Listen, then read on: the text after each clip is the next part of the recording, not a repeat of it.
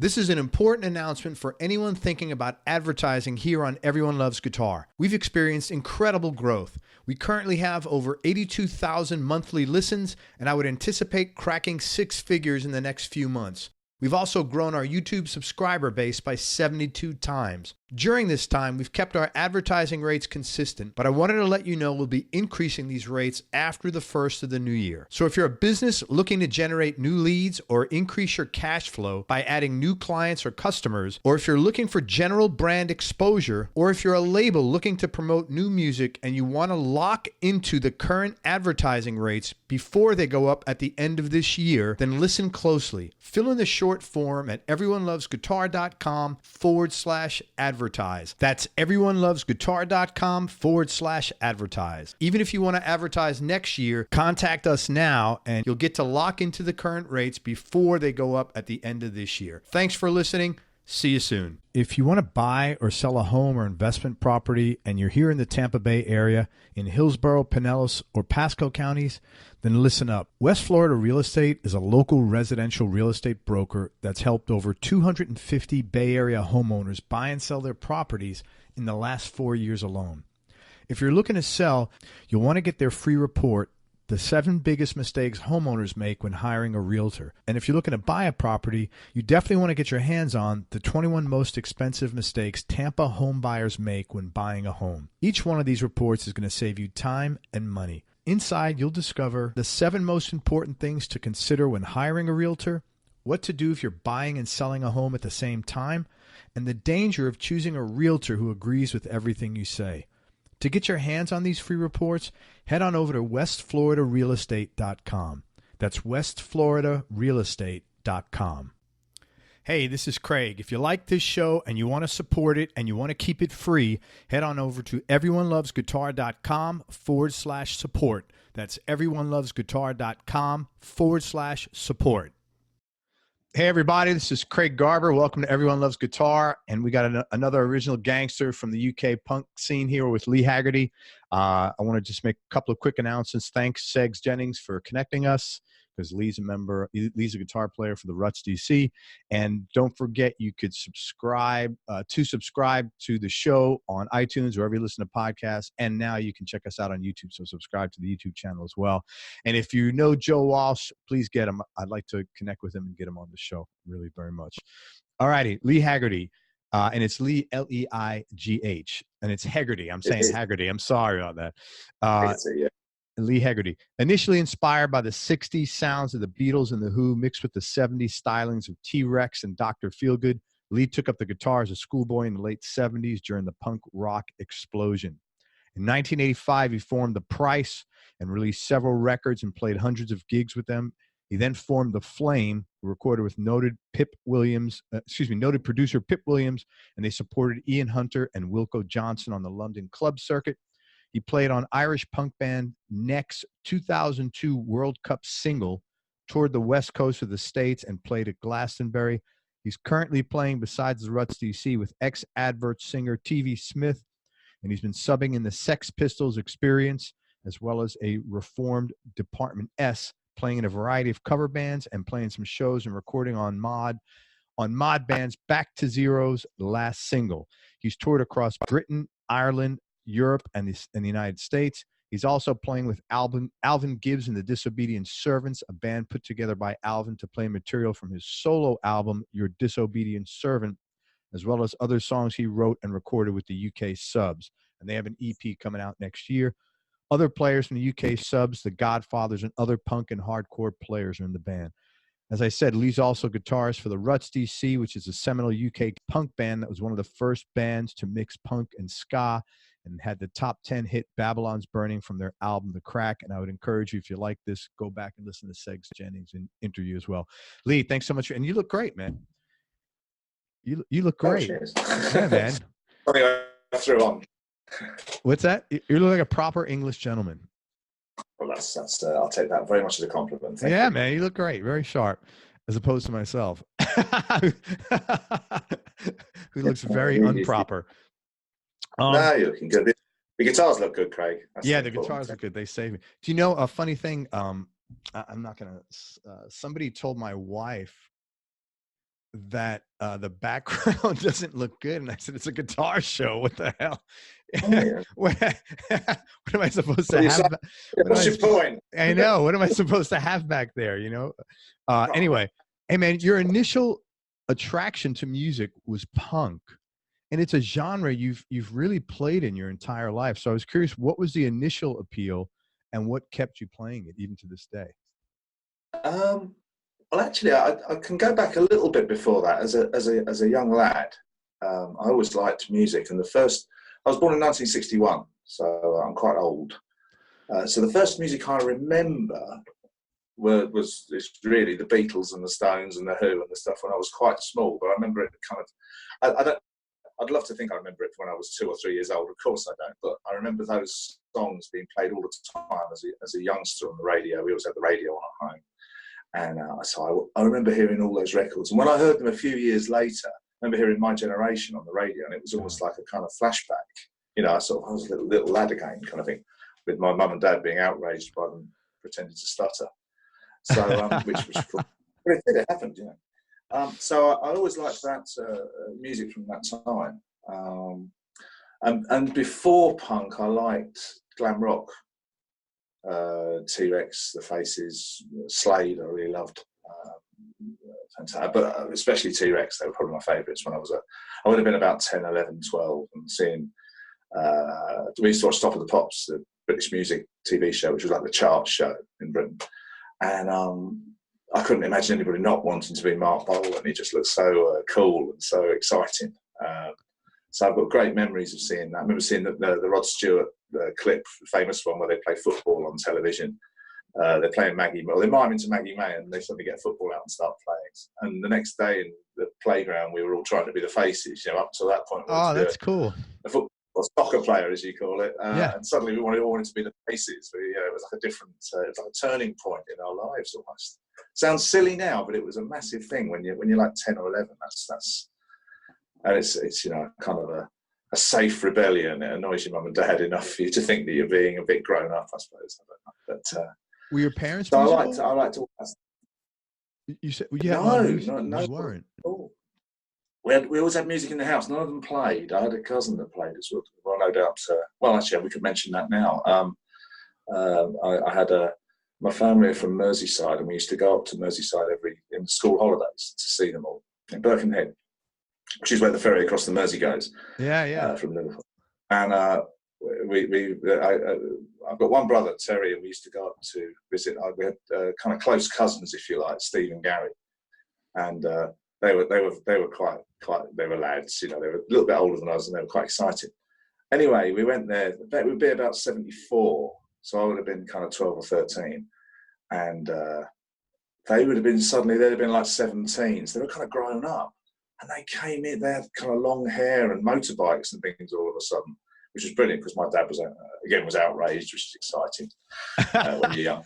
And the reason I'm mentioning this is they had a blisteringly loud record player in their house. And they used to play, I remember hearing Led Zeppelin, Black Sabbath, the music you would think of from that time. Yeah. And that made a massive effect on me, that music. It's because it was raw and it was kind of noisy. And, didn't sound anything like what was in the charts. It sounded very, very, very, very different, and I loved it. I remember thinking Rory Gallagher. I remember them playing Irish Tour '74 by Rory Gallagher. Still one of my favourite albums. That bit where it starts, where it says "Ladies and gentlemen, Rory Gallagher," and this incredible guitar starts up. It was, that album was really hard to get here in the States, believe it or not. Was it? Yeah, and it was like. And you had to get it at like the downtown in the Village at the bootleg stores, I mean, it was like, and then you say, "Oh, I got this album," and it was like, "Whoa." Yeah, I don't know why. It's a great record. Rory must have been popular in America. Was he popular? Nope, not anywhere near. Like you never heard him on the radio. I found out about him just because I was in the music scene and just I wanted to know more and more and more. But and then as an adult, I bought more records. But I had an Irish Tour '74 as a young kid. Oh, he was a massive influence on me as a player. I mean, just so best guitarist I've ever seen. Just you got exciting. Did you see him? I saw him 3 or 4 times. Wow. It was just jaw-dropping. So exciting and great sound. Energy for Days, just wonderful. Wow. This was kind of 74, I guess. That's that kind of dates when we were talking about. So I liked that music, still like the kind of stuff we've been talking about. And then the band that made the biggest impression on me before the punk time was Dr. Phil. Right. Wilco on guitar. Just magnificent. Remember seeing pictures of them and thinking that they just looked like kind of villains, really. You know, they were kind of very sharp. They were suited. They had short hair. They were very, very different. And I remember coming in from school, and there was a program called the Geordie Scene. Came from Newcastle, and it showed live music on it. It was like a kids program, but it had live bands in it. What was it called? The Geordie Scene. Okay, because that's what they call like people from Newcastle, right? Yeah, and it was from presumably a studio up there. And they had live bands on there, and I remember switching it on. It was like, you know, came in from school, put the telly on like you did, and on came Dr. Feelgood, and it was just devastating. They played, and I remember calling my mum in from the kitchen, going, "Mum, look at this." She sort of came in. Well, that's nice, you know, they're good, aren't they? She said, I think she did like them actually. But years later, she said she did, but I was just transfixed by them. You know, Wilco on the telecast, I didn't know there was a telecast, and he was just playing this blistering guitar. I remember going into school the next day and going, "Oh, you see that group last night on the television, Dr. Phil?" And all my friends were sort of going, "Oh, you don't like them, do you? They were awful. They couldn't play." And I remember going to the corner of the playground and thinking, maybe they weren't very good. You know, because when you're at school, it's kind of weird, isn't it? You want to be in with your friends. Yeah. I heard Roxette on the radio, and I thought, no, I was right. And I like them even more now if they don't like them. You know, I thought this is the music for me. So I went and got their records, and I loved them. Absolutely fabulous. And Wilco, of course, still a great guitarist and still out there. You know, he had such high energy when he played, man. Just ridiculous. I mean, again, I didn't see Dr. Feelgood with him playing because he left shortly afterwards. I was just too young to see him playing in them. But I've seen him countless times since, played on the same bill as him. You know, you can't say how much he influenced me. He was a brilliant guitarist and an extraordinary performer. Did you tell him? So that was kind of, yeah, frequently. Oh, that's cool. That's cool. Yeah. Was he? That must. Actually, I can't say mate, but I do speak to him a bit now when I see him and that. You know, and he's because as you probably know the story of Wilco, he had inoperable cancer. No, I don't. What? Oh, he a couple of years ago, he developed what was thought to be terminal cancer. He did some farewell shows, one of which Ruts DC played at. Oh, wow. He made an album with Roger Daltrey called Going Back Home. And then, incredibly, had a previously untried operation, which to remove his pancreas and all sorts of things. But amazingly, he survived. So he actually survived terminal cancer. Remarkable story. How's he doing? He was trying to show me his scar. Well, he showed me his scar. He said, "They call me CND man." He's got this enormous scar across his chest where they had to take all this stuff out. You know, diabetic now. But how's he feeling though? But he's still playing. Yeah, he's still playing shows. Yeah, absolutely. Yeah, he's out on tour next year. I mean, I'm hoping to go along and see him. Good for him, man. That's wonderful, incredible. Man. Amazing story. There was an extraordinary interview with him on British television when he was diagnosed with terminal cancer, and he was on breakfast television slightly peculiarly. And he sat there with most remarkable calm and talked about how he came out of the surgery and he walked down the street and all the colours were brighter and he felt all the wind completely differently to how he'd felt before because he'd been told he was going to die. And he spoke about how, you know, the past doesn't matter and the future doesn't happen and, you know, all that matters is what we're doing now. And remember the interviewer being sort of, you know, astonished. That's so freaking cool, man. It's extraordinary, yeah. And I mean, it was inspirational even then. You know, never mind the playing. That was an incredible thing to say. Yeah, that he's playing now. That's amazing. And he's out playing again. Yeah, he's got normal Watler on bass, of course, one of the greatest bass players of them all, from Ian Jury's band. Dylan Howe on drums. His dad's Steve Howe from the US. I sound like I'm a rep for them, don't I? But what's that? No, you're a fan, man. That's, you know what? That's the coolest thing about talking to musicians. They're all fans of other musicians, which is great. I mean, I still listen to the music that he made with the Feelgoods in the 70s, which was 75, 76. And still, I play it all the time. It's fantastic. Great stuff. So that was just before the punk thing. That was kind of where I was. I liked kind of glam, heavy rock, Feelgoods. And from the Feelgoods, I started listening to old blues and rhythm and blues because they were covering a lot of those songs. so I started to hear Sonny Boy Williamson and Howlin' Wolf and all these kinds of things, which I wouldn't have heard. Really. I'd heard read Rolling Stones interviews with them talking about them, but Feel Good's really kind of opened that out for me. And I still really love the old Chess records and listen to them a lot. You know. And when did you make the swing kind of over to punk? Well, I didn't think of it as anything a lot different, really. I remember the first things I heard, I suppose, I remember hearing New Rose by The Damned. I used to go around to a friend's house. This sounds mad. Or a couple of us kind of liked music, and I found fellow outsiders to talk to music about. That's how everybody talks about it. That's the word, fellow outsiders. It's true, though. It's true. And I used to go around their house, and we used to listen to, on Saturday afternoon, there was a program called The Alan Freeman Show, and it was mostly playing kind of heavy rock and prog rock and really stuff that wasn't on standard radio. And I can remember him saying, and now we're going to feature one of the punk bands that's playing in London. This is the new single from a band called Damned. You know, this is called New Rose.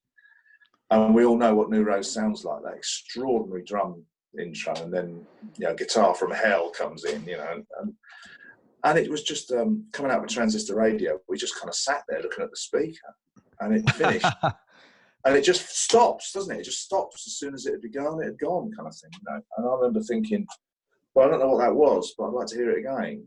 I certainly didn't like it. I didn't go, wow, that's the greatest thing ever, I'm going to go and buy it. But I kind of wanted to hear it again. I had the same thing when I went back and heard some bands like the Stooges, but I'm sure we'll talk about that in a moment. But I remember hearing New Rose and just thinking, well, no, I've not heard anything else like that. That's different. The Feel Goods, I could see where that had kind of come from, but not New Rose. That was the sound of the game changing. And that did it for you. And it did absolutely. And I suppose then next thing I would have heard would have been Anarchy in the UK, and then bands started putting their own records out over here. Yeah. I suppose White Riot I heard by The Clash.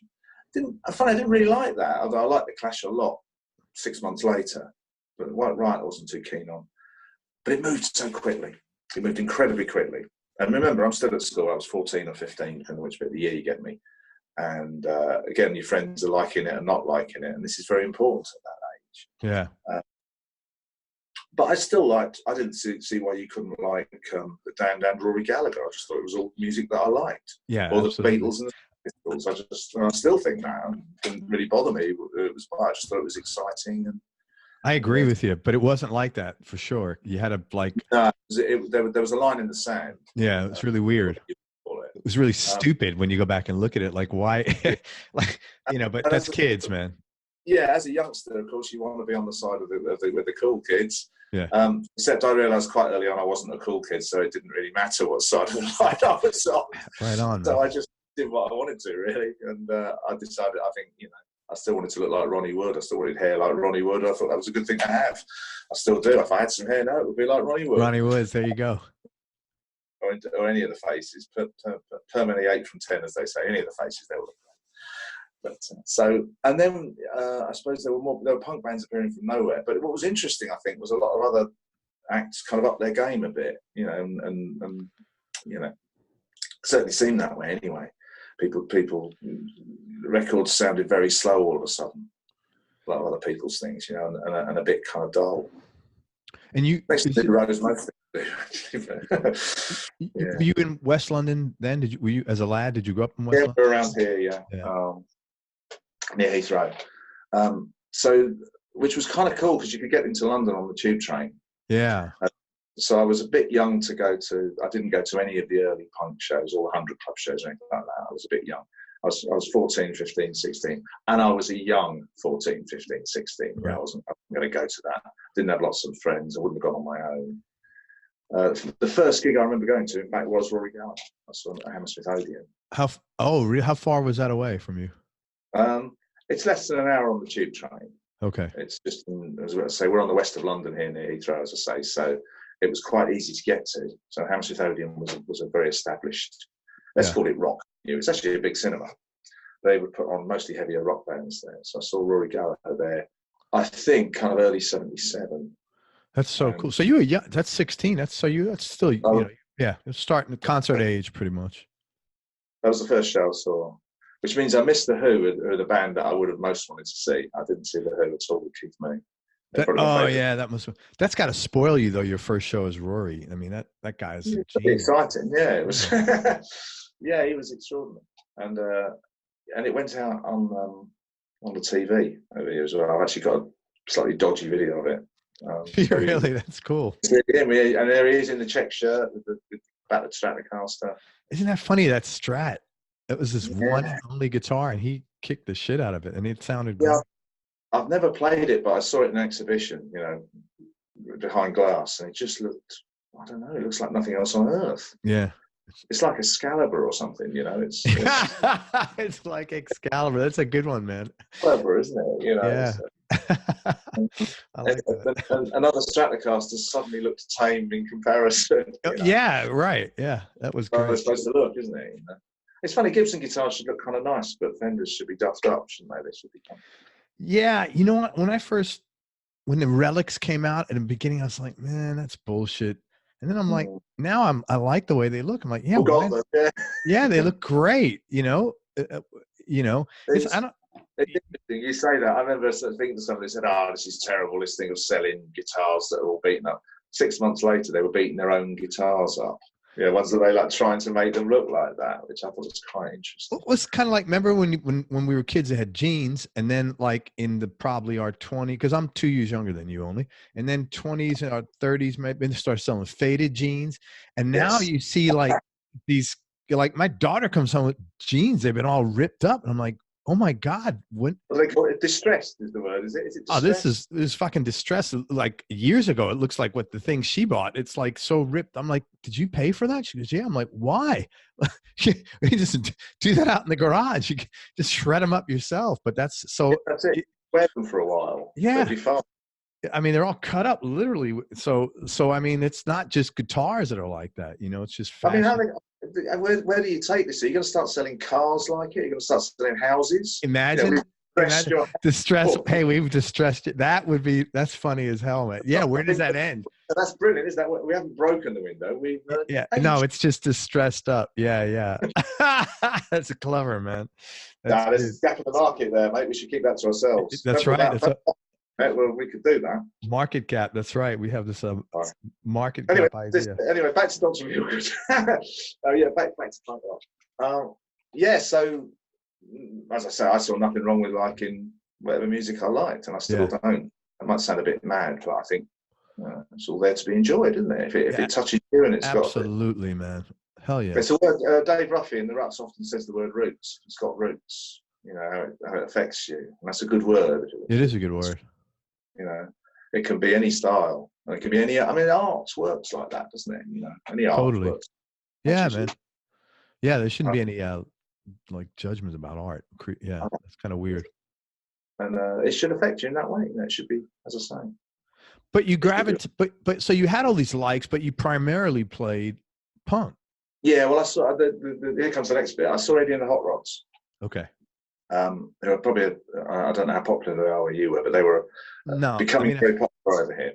Well, we had a local venue to us here. There was a university in Uxbridge, Brunel University, and I saw Eddie and the Hot Rods there in kind of October. I think it was October '77. It was certainly around that time. And they just had a hit single. They were just getting a hit single called "Do Anything You Want to Do." And they were just fantastic. It was the first band I saw of that style. So I saw Rory. I'm trying to think who else I saw around that time. I saw Richie Blackmore play around that time. Wow. But then I saw Eddie and the Hot Rods, which I thought was, again, you can go and see Richie Blackmore, you can go and see Eddie and the Hot Rods. What was that like, Eddie and the Hot Rods? I'm not familiar with them. Okay. They came out of the Canvey Island South End scene that the Feelgoods came out of. Okay. And Lou Lewis and people like that. There were bands coming out there, and they all had that kind of rhythm and blues thing. But they kind of souped up the whole thing, and they were playing. Originally, they were playing a lot of garage stuff. They were playing songs like '96 Tears.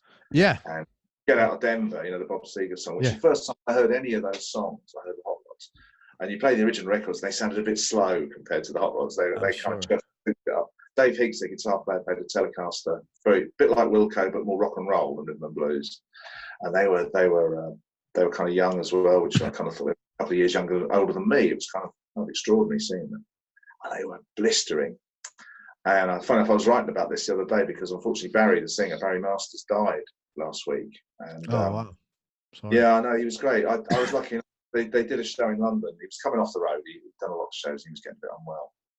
And they did a show in London earlier this year, and I did a couple of songs with them, which was, for me, was fabulous. I did that's great, man. Favourite Hot Rod single. I might be lying. I did, and Ignore Them, which are two of my favourite songs.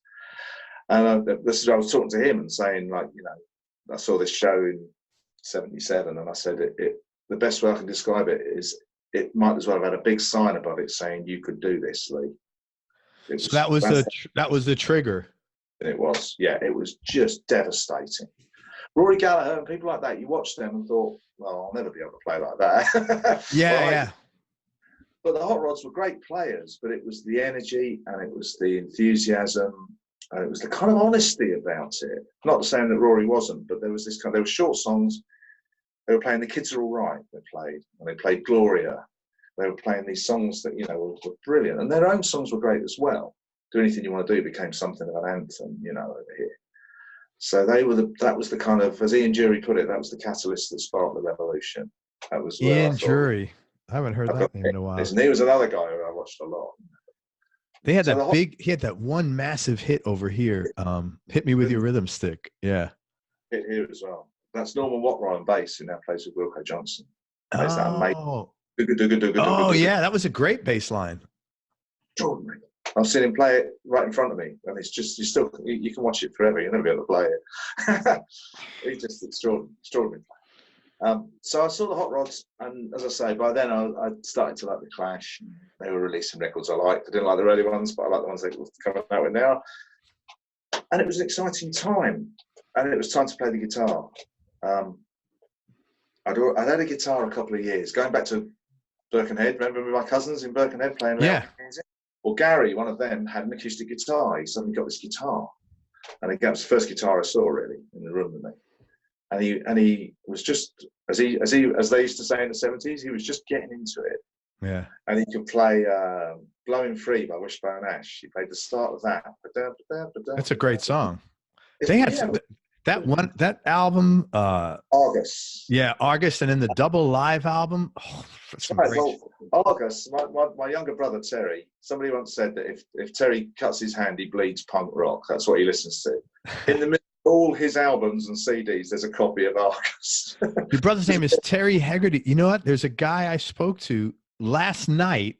Correct. He's coming on the show. Terry Haggerty. Oh my word! Yeah, and he played guitar with this band called the Sons of Champlin. He was a guitar player. Yes, well, that's funny. Well, Terry heard August so many times when we were up there. That's the one album he's got of that style. So there you go. And I like it as well. Great record. Gary could play that opening to Blowing Free. I remember watching his hands and thinking, oh, what's he doing? You know, he's cool.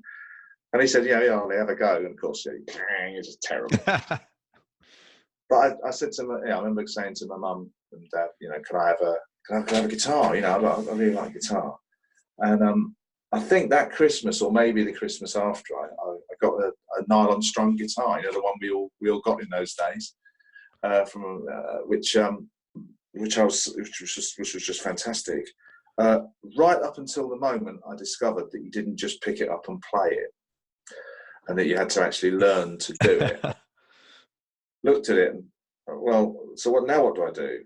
And it was like, well, okay, well, now you're on your own, you know. And these days you can go on YouTube or whatever. And, of course. But all we had was you know, our friends, people who could already play a bit. And there was a few tutor books around, but there wasn't really the sort of things we see now. It was based in conventional music. I didn't do music at school, so that didn't really help. We didn't have anything like tablature really then. You know, now you can see tablature, which we all read, I suppose, if you want to do that. So it was all written in conventional music. So that went under the bed. You know, I wasn't going to learn to play that. Oh, well, it was a nice idea. And then the kind of Wilco punk thing started up, and it was like, oh, okay, well, maybe that guitar. And there was a couple of lads at school who could play, and they showed me a few chords, I remember. And then, actually a little bit after that, I found a local guitar teacher who weirdly went to school with Paul Fox from the Ruts. There's a little weird connection. Wow, that's very random.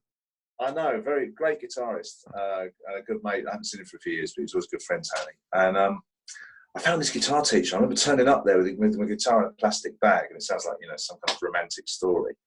But he said the doorbell went. He said there was this sort of slightly shabby-looking fella on the doorstep with a guitar, and he said, "Oh, you said you didn't say hello. You just said, I hear you teach the guitar." And I remember him looking at me, and he just went, "We try." And I said, "Can you teach me?" And he said, "I can try." Who's older than you? Yeah, I think I just turned up at his house. You know, no appointment, nothing. No, and it turned out he was a classical guitarist, despite having seen Led Zeppelin, Jimi Hendrix, all these people in his youth, which you still listen to. Here we go again. You can listen to any music. You know, you can like Jimi Hendrix, and you can listen to Segovia. Why not? Yeah. But he was a classical guitarist, and he said, I can give you some guitar lessons, but I can't teach you to play rock and roll. That's not what I do. I play classical guitar. He said, but I can teach you about music. And I thought, well, that's interesting. I could learn about music. I've never learned about music before, because I went to an all-boys school, a comprehensive school, which became it was originally a secondary modern school, but that became what we call a secondary what school? Secondary modern, they called them. What does that in mean? The 70s. I don't know. I've often wondered what that actually meant. We had secondary modern schools and grammar schools. Grammar schools were, you know, the brighter kids, the cleverer kids went there, and I went to a secondary modern school. It's interesting how the words that you use to just, you know, we speak the same language, but we don't sometimes, you know. Well, I think it's what you call high school, is it? Like the kind of teenage. Yeah, but they never had schools separating like at that young of an age academically. Yeah, we did. Yeah. When I was a kid, anyway. Maybe they do now. Well, what happened, I mean, as an aside, we had grammar schools and secondary modern schools, and then everything became a comprehensive school. So they kind of evened it out. But it didn't. You know, the grammar schools were still kind of that notch up, or I thought they were anyway. Right. So as I said, and I went to an all-boys school, which was could be quite a rough place and quite difficult for a shy little bunny like me, which I was very shy and very quiet. How'd you get out of that? I didn't. I kind of. Oh, you're still pretty shy. Yeah, absolutely. Yeah, I can be. Yeah. At school, I just sort of suffered in silence a bit until I got the guitar, and then people suddenly got quite interested, which I discovered that may be the way into the world at that point. Yeah. I'm still quite a shy person. I'm sure we'll touch on this later, but or I can be. I have very shy moments. Yes, I didn't do music at school, but Tony said, I can teach you music. And I thought, well, this is interesting, because there was a little click there, and I thought, oh, okay. And I thought, well, if I can learn to work the guitar, I can practice that myself. I understood you had to get your fingers coordinated. I understood that as a thing, if you like. You had to learn how to do something the same way as you would learn to read and write when you were younger. I thought, well, you have to learn how to work it. But I don't know what music is. So that was pretty intuitive. That was pretty advanced for a young kid to be thinking like that. Yeah, it was kind of interesting, wasn't it? I saw a spark, or whatever you call it. And I said that to him. I said, well, I don't know much about classical guitar, so I'm very happy to learn and to try to play some, but I'd really like to learn about music. And I did. I got no qualifications in it, but I learned about scales and how chords were constructed. And I learned about, that side of it, the side that you don't necessarily learn from watching Wilco play, which is you pick something up from doing that. I learned about why that chord, what that number in that chord means, and I learned about why those chords fit together, why those don't, but they can if you do this to them. Right. I learned about music a bit more. So he really taught you some very solid theory basics. Yeah, absolutely. Yeah. Which I've never regretted. I'm not a technician in the way some people are, but I can catch people out sometimes. Yeah. Maybe I shouldn't I won't name the bands, but I've been in situations where I've been looked down upon by players and say things like, you haven't got a degree, though, have you? You haven't got a degree in music. Really? For gigs or like for auditions? No, in gigs and things. Are you kidding? Listen, I can hold my own, mate. Really? That doesn't. I don't hear that a lot. Oh yeah. Well, it depends on what arena you play in, I suppose. I mean, I haven't just played the punk thing. I'm still Discover. I'm sure I've played a few other things were slightly different. I've ended up in theatres and things, and you get very looked down upon if you say you're a kind of a rock and roll guy. They start talking in numbers, you know. Well, that's a 2-5-1, and you say, well, that's D minor and G in the key of C, and they look at you like, how did you know that? Well, you know, I can play the guitar, and that's really. Sorry about that, but hey, you know what? That's really surprising that oh, there's a real snobbery. Not in rock and roll so much. As I say, I played in theatres and I played in different types of bands. And, yeah, well, theater work is really hard. I've talked to guys who do that. That's so tough because you got to learn so much.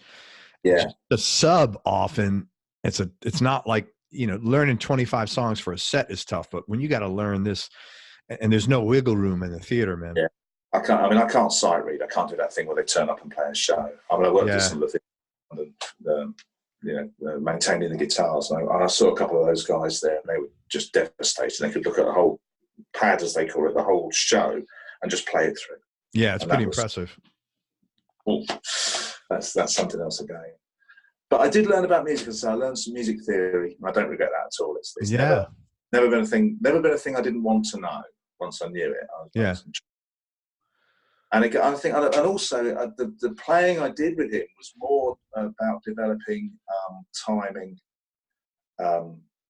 He was old school. This was before the electronics. He had a metronome, and I used to practice, and he would give me a scale to play, and I would practice to the metronome. He'd say, "Come on," and he'd slow it right down, and he'd say, "Come on, just play that one note against that metronome. How long do you think you can play that for?"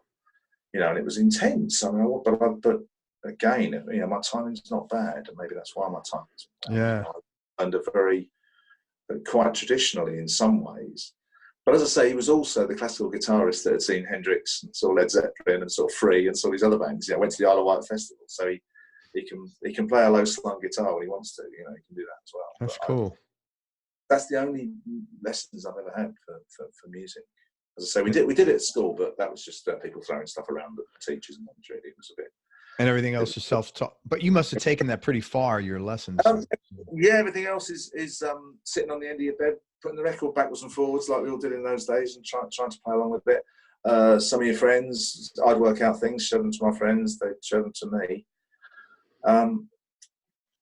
But I think sort of about the time I left school, I kind of, well, I'm sure we'll talk about this. I ended up getting a job at a factory, which was a grave tactical error. I thought I'd get a job and I'll get some money, I'll buy myself a decent guitar or whatever it was.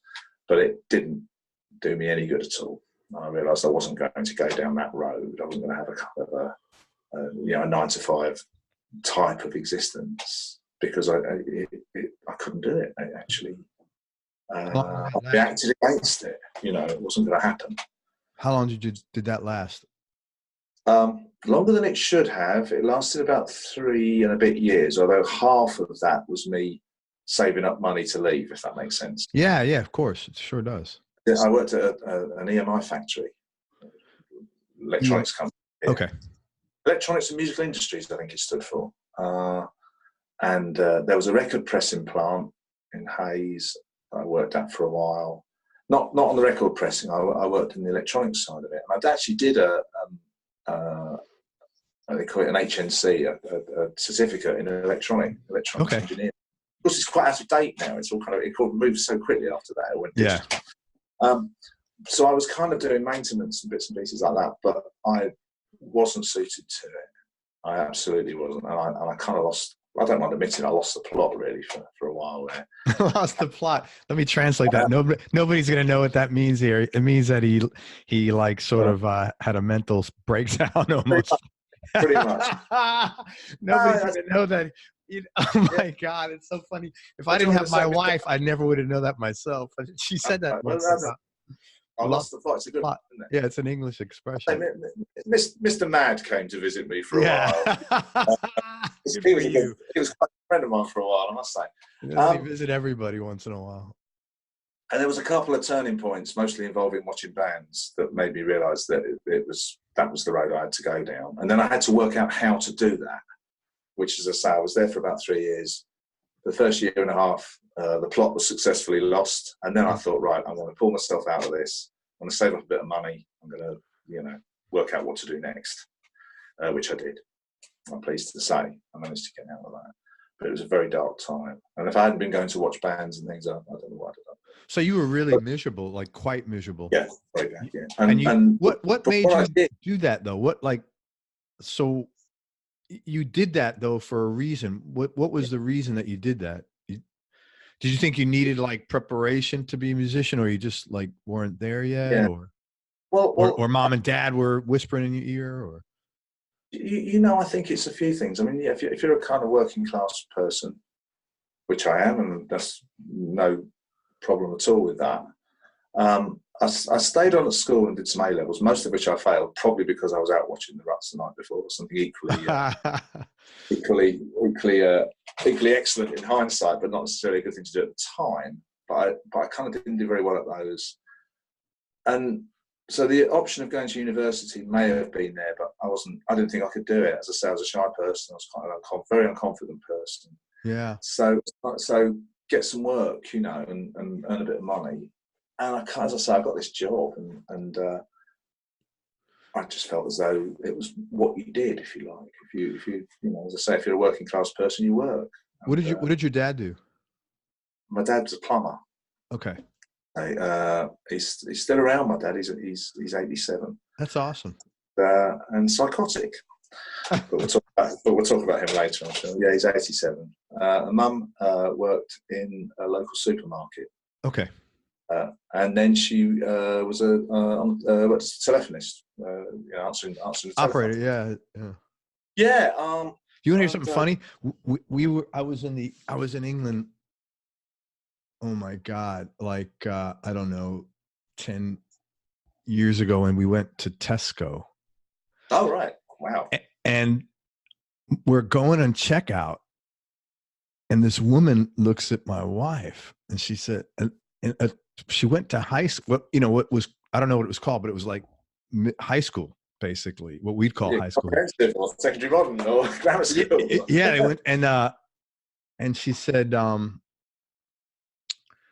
and they were talking, and she said, I just took this job out of high school, and I said, I'm going to do this for a few months, and then I'm going to go to America. All right. And I never did it. And I felt, this is not about me, this interview is about you, but it reminded me of this. I said, I felt really happy for my wife because we both come from nothing, blue collar, what you'd call working class.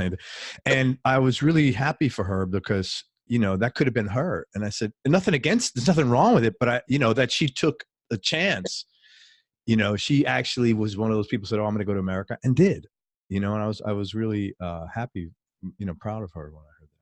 That's interesting to hear that. I mean, to what I was just saying there. It's the same thing you did. I think I realized I started working in a factory, and I thought the only reason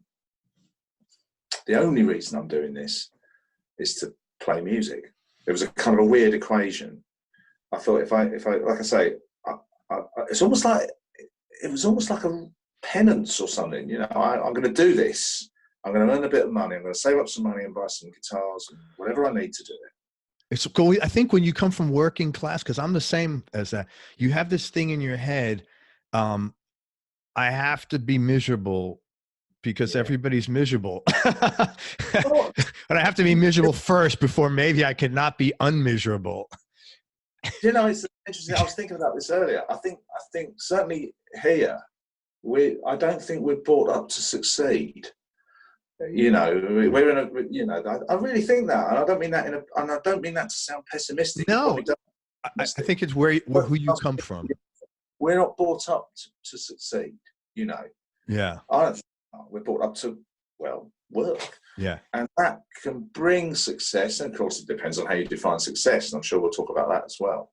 But you don't at school. No one says to you, you could be this, you could be that. They didn't at my school anyway. No, they still don't. They might as well have said you can be an astronaut. What they actually said was you can work in a factory, you can drive a bus, you can, which are all honourable things to do. And there's nothing wrong with it. Yeah, of course.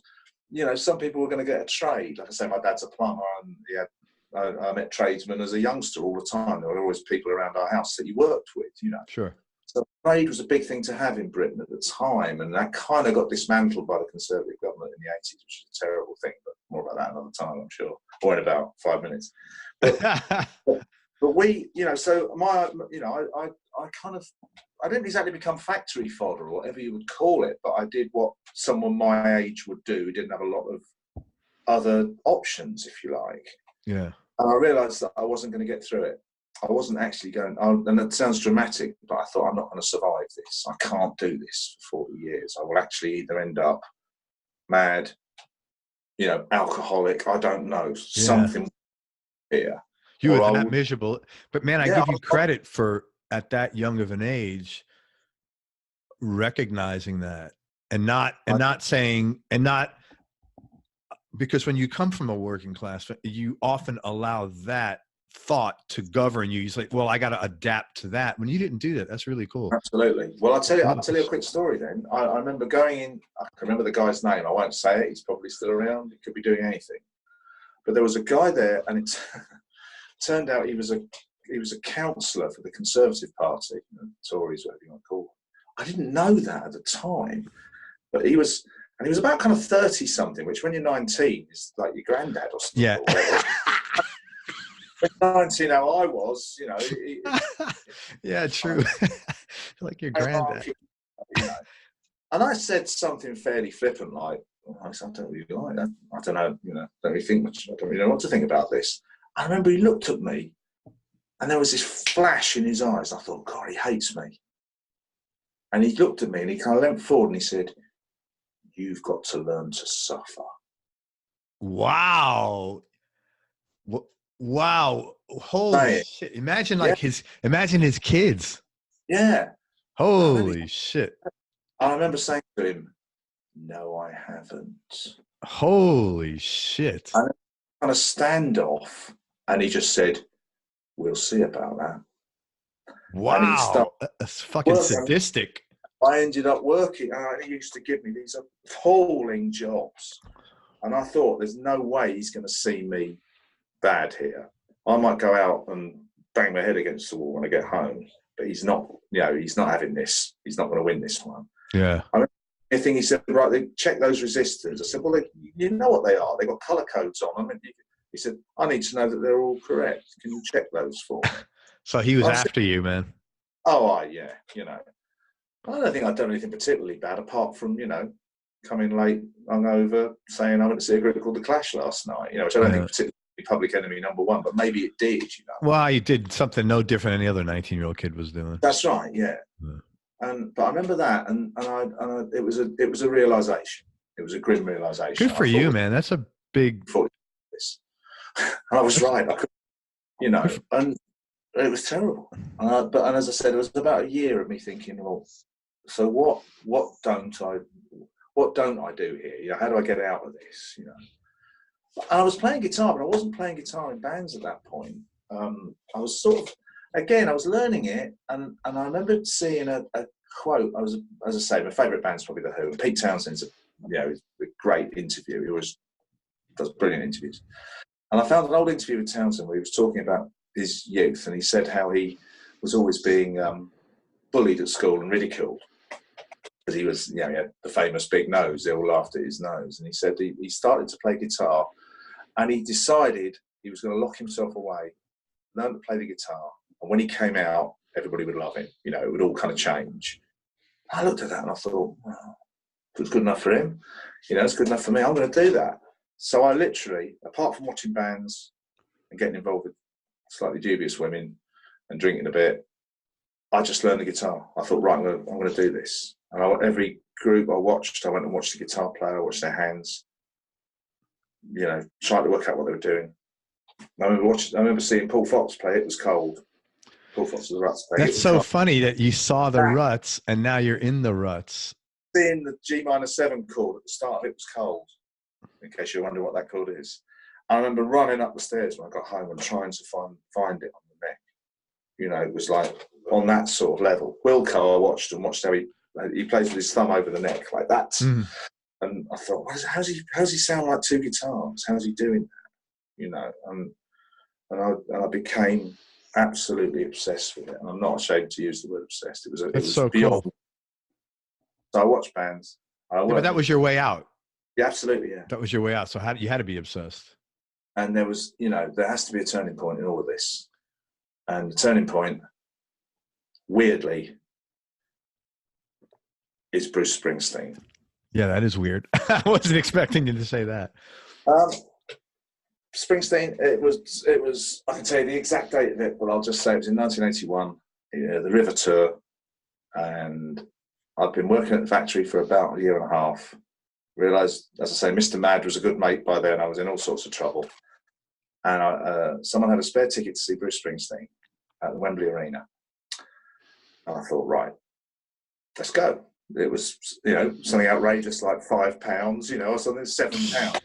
For the time, an expensive ticket. I'm going to go and see Bruce Springsteen. He's supposed to be good. I've heard him. He's good. I'll go and watch him. It wasn't good. It changed everything. Everything. I'd seen The Clash. I'd seen all these bands that I thought were fabulous, and I wanted to play the guitar.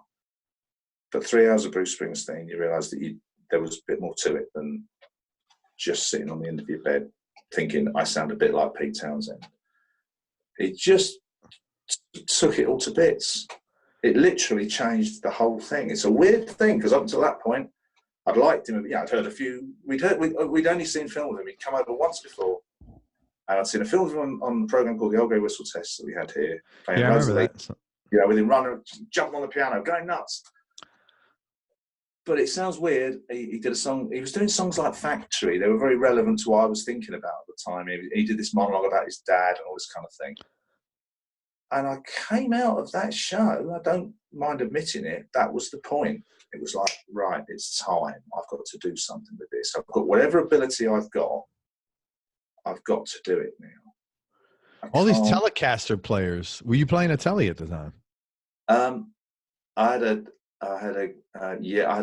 Gibson SG, because Paul Fox had a Gibson SG, right? And Townsend, and I had a Telecaster. I think I had those two guitars. Yeah. Okay. Nothing really changes. I've still got an SG and a Telecaster. And a Tele, yeah, I love that. But that was, and it's funny really, because the thing with the Springsteen thing, to kind of mention it, is I didn't really like all of the music, but it was the feel. It was this thing that you could escape. It was you were allowed. It kind of allowed you to be yourself almost. It was an extraordinary. It's very hard to put into words. And it took me. I don't know that I've ever really got over it. Even talking about it now, I could start crying. Really? Was that? I was at a very fragile point. I realise now I was at quite a fragile point. I would have been like 19. As I say, God, that's you don't need to be a fragile point at that age, man. That's not what life's about. Yeah. As I say, I had this job I didn't enjoy, and something else was happening again. We'll get to that in a moment.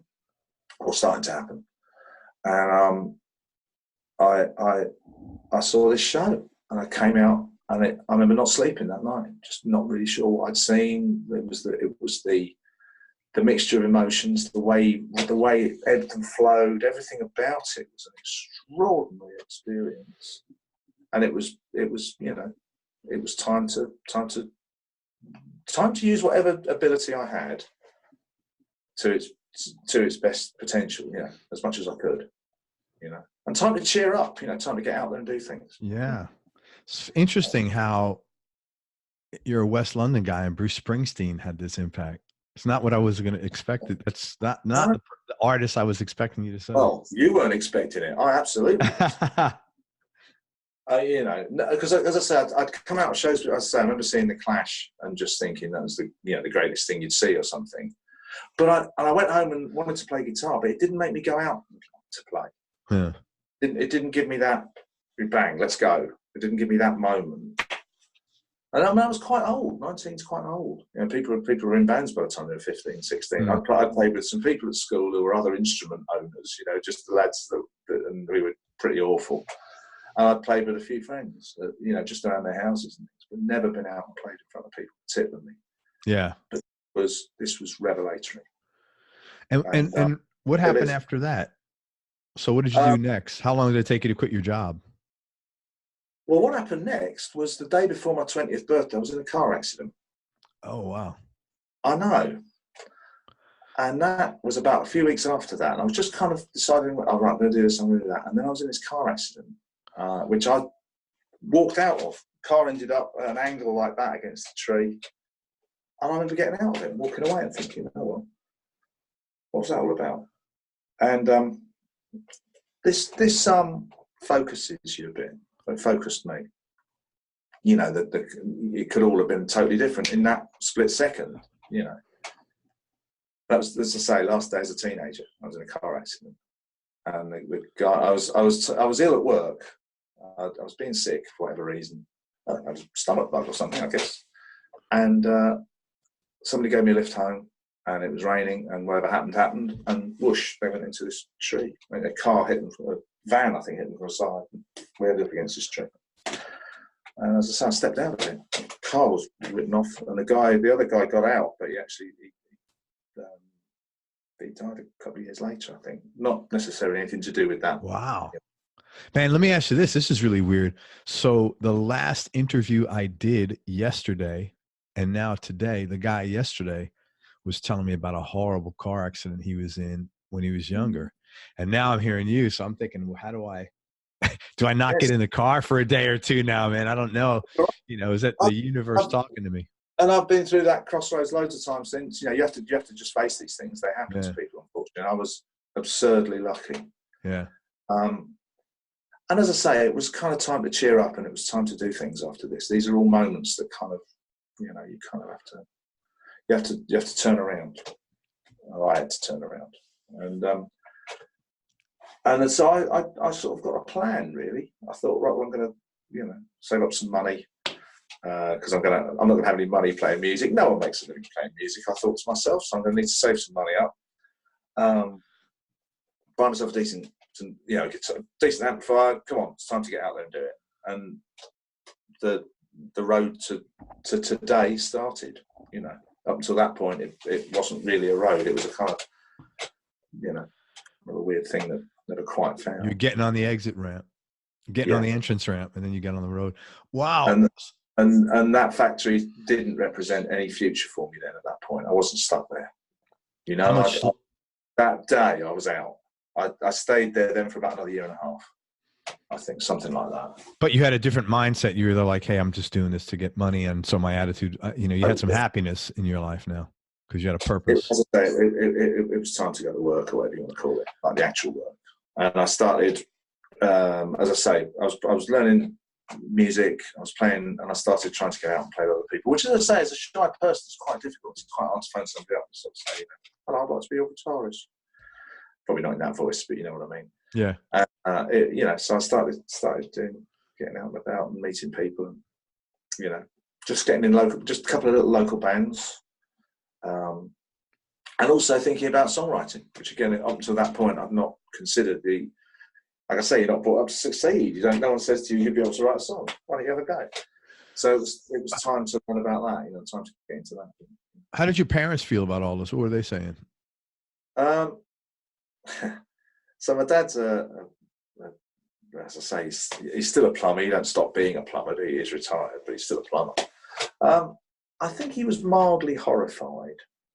I think, mildly horrified. I don't think and he's still, you know, he's a tough, you know, northern working class fella. He won't mind me saying that, and he doesn't give praise easily, and still doesn't. Yeah. So he wasn't very impressed at all. How about your mom? Mum was a bit different. As Mum had her own set of problems, or was developing her own set of problems. She was more encouraging. She thought it was, you know, if you want to do it, you should do it. Oh, that's good. So you had some support. And some support, which I respected, very much respected, because, and I should point out, at no point did Dad say, "You're not doing that. You know, you're not doing that. I'm not going to let you do that." But you could argue he wouldn't have been able to, but at no point did he. Yeah. It was, you know, put down, and it was, you know, insulted's not quite the right word. It was. You'll never get anywhere with that, you know, type of thing. Which I think was his way of saying, "Prove me wrong." You know, come on. If you're going to do it, maybe it was his way of saying, "I'm really concerned about you," but he didn't have the ability. That wasn't who he was. Yeah. It still isn't. Yeah, He still doesn't think get anywhere. It's probably, Mum was more encouraging. She was more of a kind of like I say, if you want to do that and you think you can do it, then do it. That's great. Don't if you think it was almost like, don't waste your life. If you think you're going to do something, go and do it. So that's good. But do it. Don't sit there moaning about not doing it. If you think you can do it, then do it. So she was much more encouraging. That's great. It was great, yeah. And as I say, what happened next was even more unexpected than Bruce Springsteen, The Hand of Bruce, because it's hard to talk. Well, it's not hard to talk about it, but it's a big part of my life, and it does affect the music.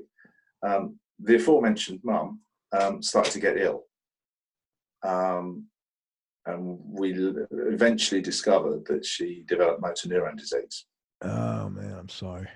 Well, what happens with that is you're aware of what it is. It's what they call a wasting disease. Is that like MS?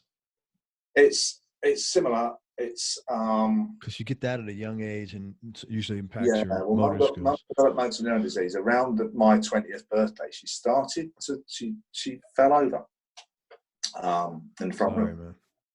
And we just thought, Mum's fallen over. Everyone falls over.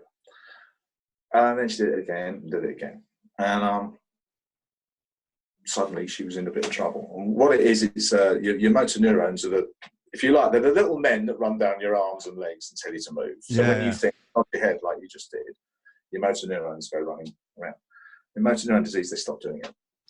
So you think, lift your arm in the air, and nothing happens. Wow. So it's basically it's a muscle wasting condition. Over here, Professor Stephen Hawking, who died a couple of years ago, he was a sufferer. He was in the famous electric wheelchair, with the electronic voice, that extraordinary voice. So Mum started to develop that, which is an incurable condition, which is for most people only lasts 18 months to 2 years, and unfortunately you then die. Mum had it over 20 years. She died my God. She died in 2001. Wow, I'm sorry, man. That had to be I looked after her, along with my dad. I basically looked after her all the way through. I was kind of with her on and off all the way through, if that makes sense. My dad, as was my brother, but my brother got married and has a family of his own and things like that. I didn't do either of those things, not because of Mum, but I just didn't do either of those things. Yeah. So I looked after my mum, and you watch somebody basically fall apart in front of you. Wow, that's heavy, man. Sorry. And suddenly, like I say, a guy in a factory telling you that you've got to learn how to suffer hasn't got an opinion you're very interested in anymore. Yeah, man. And that was another situation. I just thought, well, and Mum would say to me, she lost the ability to speak, unfortunately, but she could speak very badly. But when she was talking, she would always say, look what's happening to me, Leigh. Yeah, you go out and play. You're here to play. Go out and play. Play the guitar. That's what you're supposed to be doing. And if your mum tells you to do it, you do it. Yeah, man. And she had 20 years of the most extraordinary. How she, what's the word? How she got through it. She's a tough person, I guess.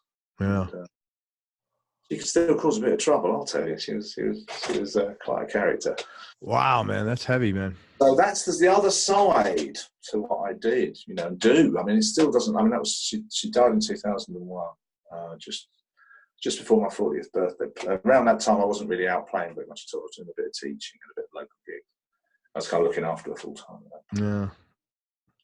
And every so often, people ask me, "So why come we've never heard of you before?" And you start telling them that, and it's like, but it's true. That's what happened. So you really had to put a lot of things on hold to deal with that, man.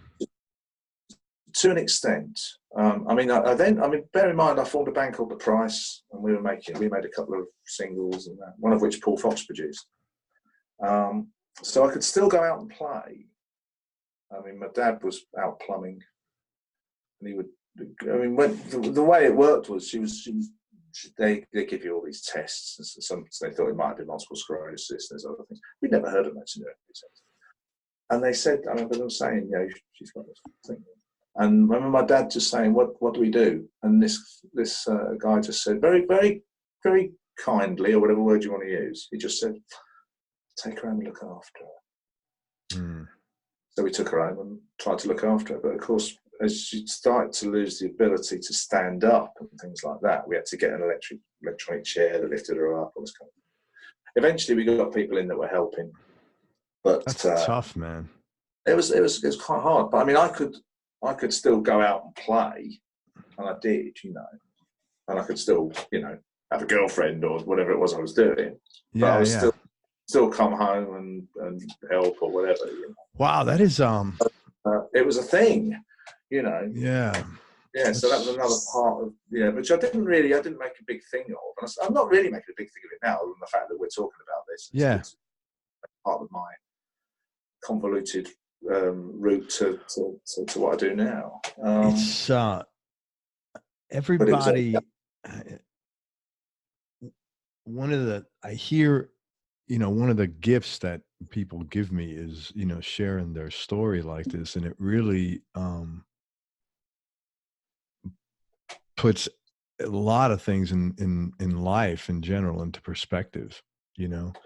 As far as things that you need to be grateful for, like the simple things, like when Wilco walked out of the hospital and he said, absolutely. Fuck, the colors are bright, and I hear a lot of things like that, and I think about things like that, about being gratitude for the happy things, man. It's a good thing to be aware of. Right.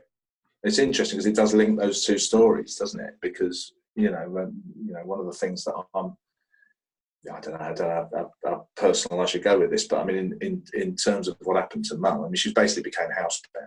Yeah. For over 15 years, really, she couldn't go out of the house, and then she died in the front room. But I mean, so it's kind of weird that people would come to her, if you like. So when my brother sort of first had a family, they sort of brought this tiny little baby round.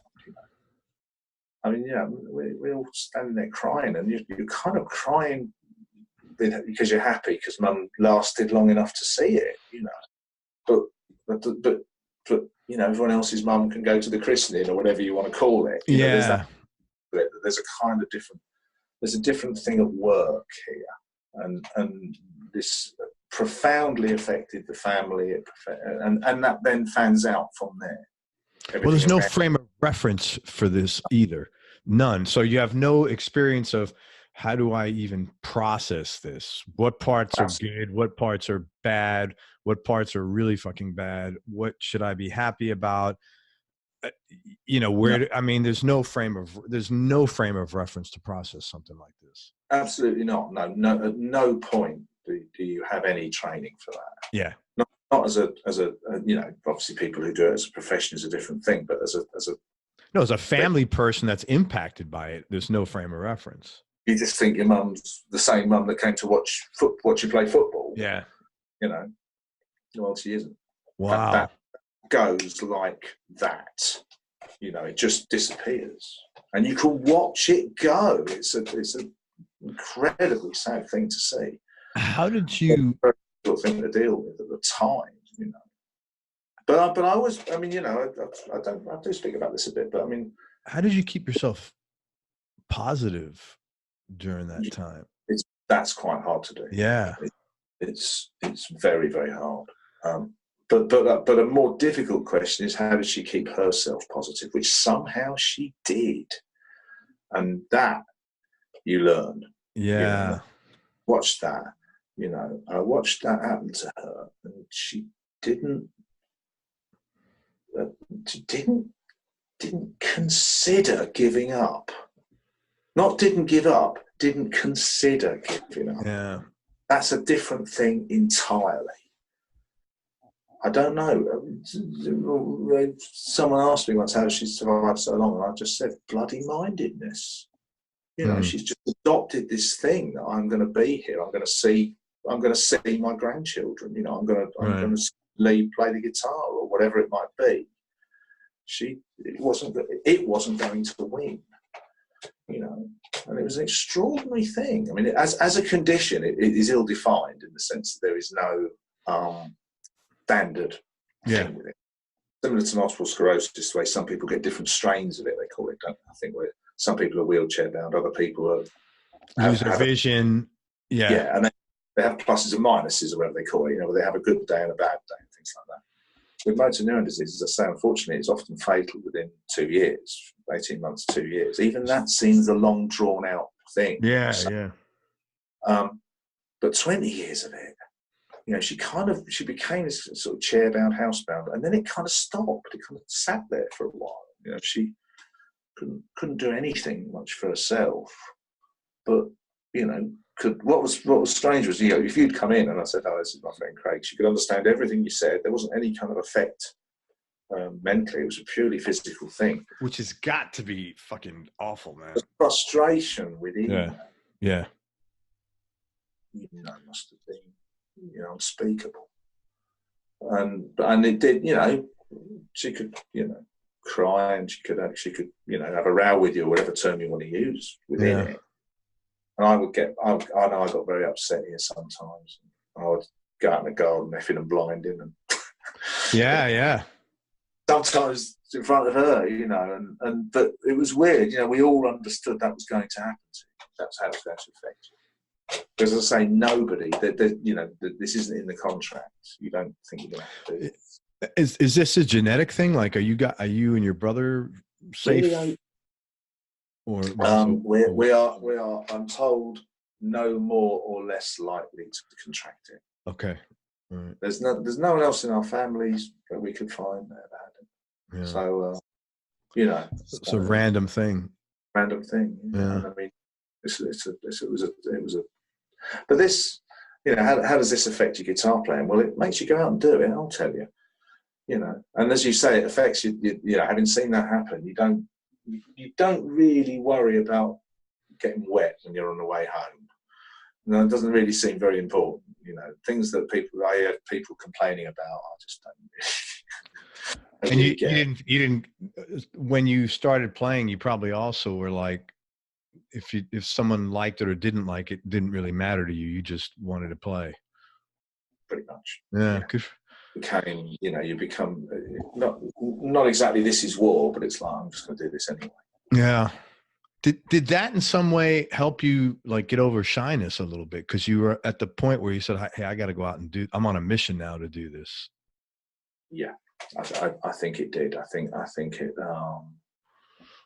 galvanizes you. Yeah, not maybe helped you, but put you in a position where you're like, my shyness is now secondary to my primary mission of I'm going to play guitar. Yeah. I think I just decided, like, you know, you don't not do it now. Yeah. It became a thing. This is what you're going to do. For better or worse, this is what you're doing. And you kind of make that, I'm sure this is the same with a lot of people that play, that you kind of make that commitment. Yeah. You're going to do this, and it's going to be good times, bad times. There probably won't be a lot of money. You know, this is not a career thing. You get career musicians who are mostly the ones that would say you haven't got a degree. You know, the ones I've met, those, they're in a different ball game. You know, they don't go out for less than X number of pounds. They want to be paid for rehearsals. They want this. They want that. I didn't have any of that side to me. I was just right. We're going to write a song. I'm going to go out and play. I'm going to go and, you know, play music. Right.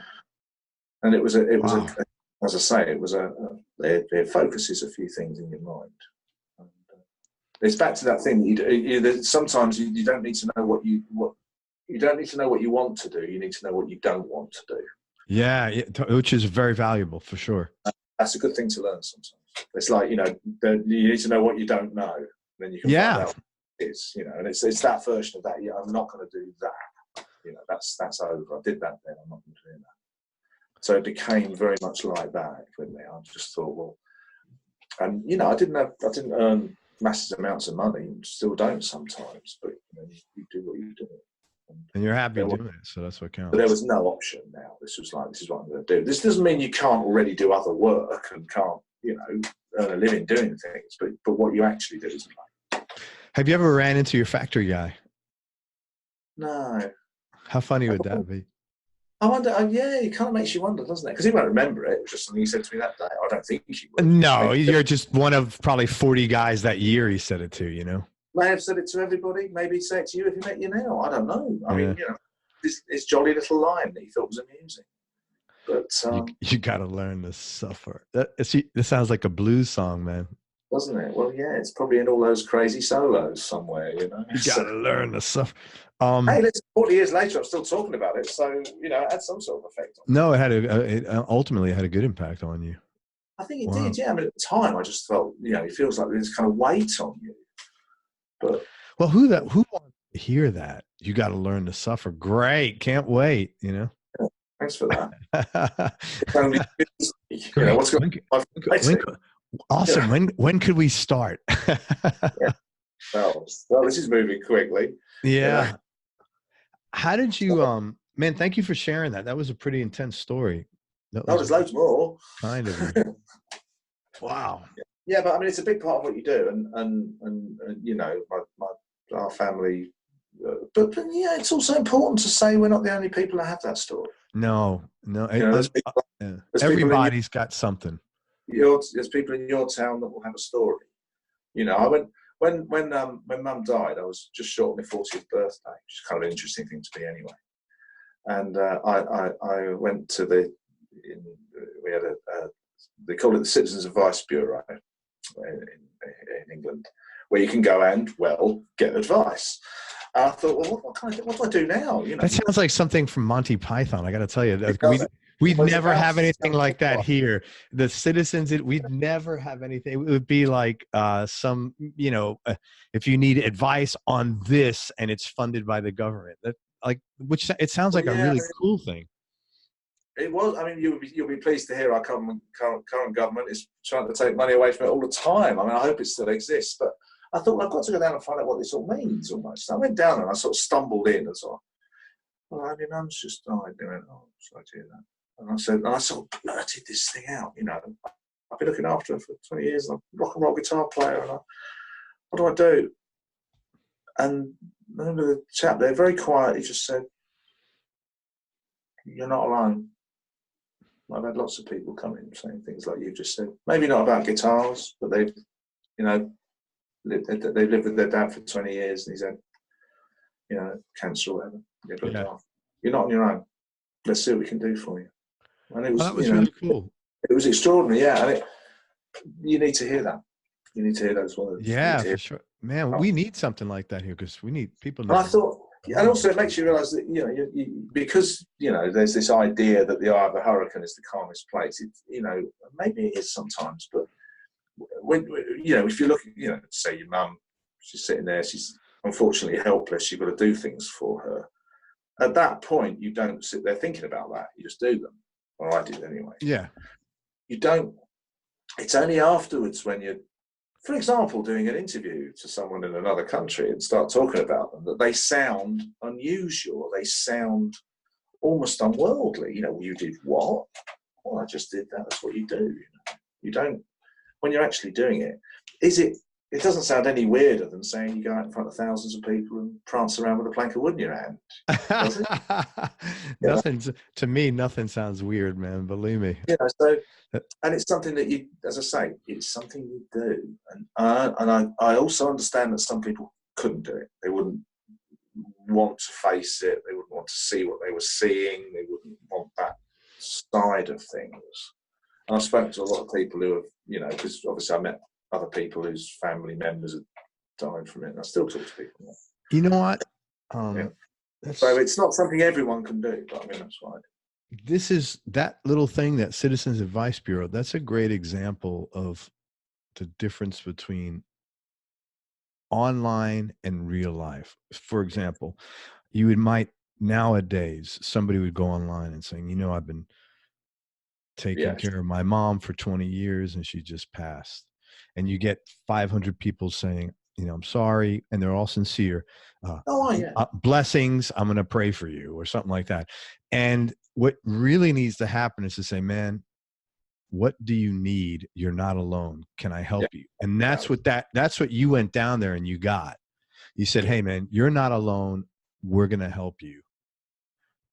I think so. Yeah. And as you, yeah, I think and that's one thing I dislike about online is it is as much as people will say, oh, I'm sorry. And I'm not saying they're not sincere. I know they are, but man, life, you don't get through life unless you can connect emotionally with somebody and get through something. It's all about, and it's really interesting because I noticed there's like even my own kids, I'll call them. They won't answer the phone. Now I can text them fucking 2 seconds later and they'll answer me. And it's, I'm like, but I don't want that. I want to hear their voice. yeah, sure. I want to like engage, but it's a different world now.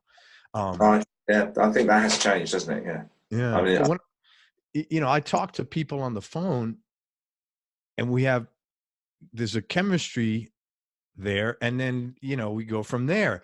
It's not like, it's different when you text, and it's not this, if you, and you needed that, man, you needed that. And it was great that you got that. Yeah. I mean, everybody needs it if you're in that position. It's not like you're unique, Well, that's it. And I think the thing was to be told you weren't alone. Yeah. Because how would you know? No, that's right. You see, because you find yourself coming out of a very intense, very isolating situation. Yeah, very. And and it's a bit like suddenly going out. Oh, yeah. It's exactly like that. You're sitting in the house for 20 years, basically, being empathetic and supportive, and like life's going on, man. And you've opted out of that for a while, for a very loving cause. But man, sure. now what? Because like basically your whole world is, even though it's like, okay, this thing that you had to do is now going to be different, but like, what the fuck do you do next? It's like these. Yeah. It's like I've met a lot of guys that come back from war, and they tell me, they say, Craig, I had a hard time because I'm fucking killing as many people as I can every day. And boom, then I'm supposed to be in Walmart, like just buying a grill. And I'm walking through the store and my mind's, exploding because I can't handle this. Like, you do that for 10 years or 5 years every day. You're not in Walmart mode. People need I think it's mad. That is insane. I mean, I remember, going back to school for a moment. I remember a lad coming up. Yeah, I suppose I would have been 16. I just joined what they call the sixth form. So I was like, after doing A levels, as we call it. Okay. And one of the lads who we knew turned up in an army uniform. And I remember thinking, he's either going to a fancy dress party and he's a bit early. And he said, oh, I'm joining the army. The RAF? That's nice, I remember thinking, because at that time, we had the thing in Ireland and a couple of years, 2 or 3 years later, we had the thing with the Falklands. Right.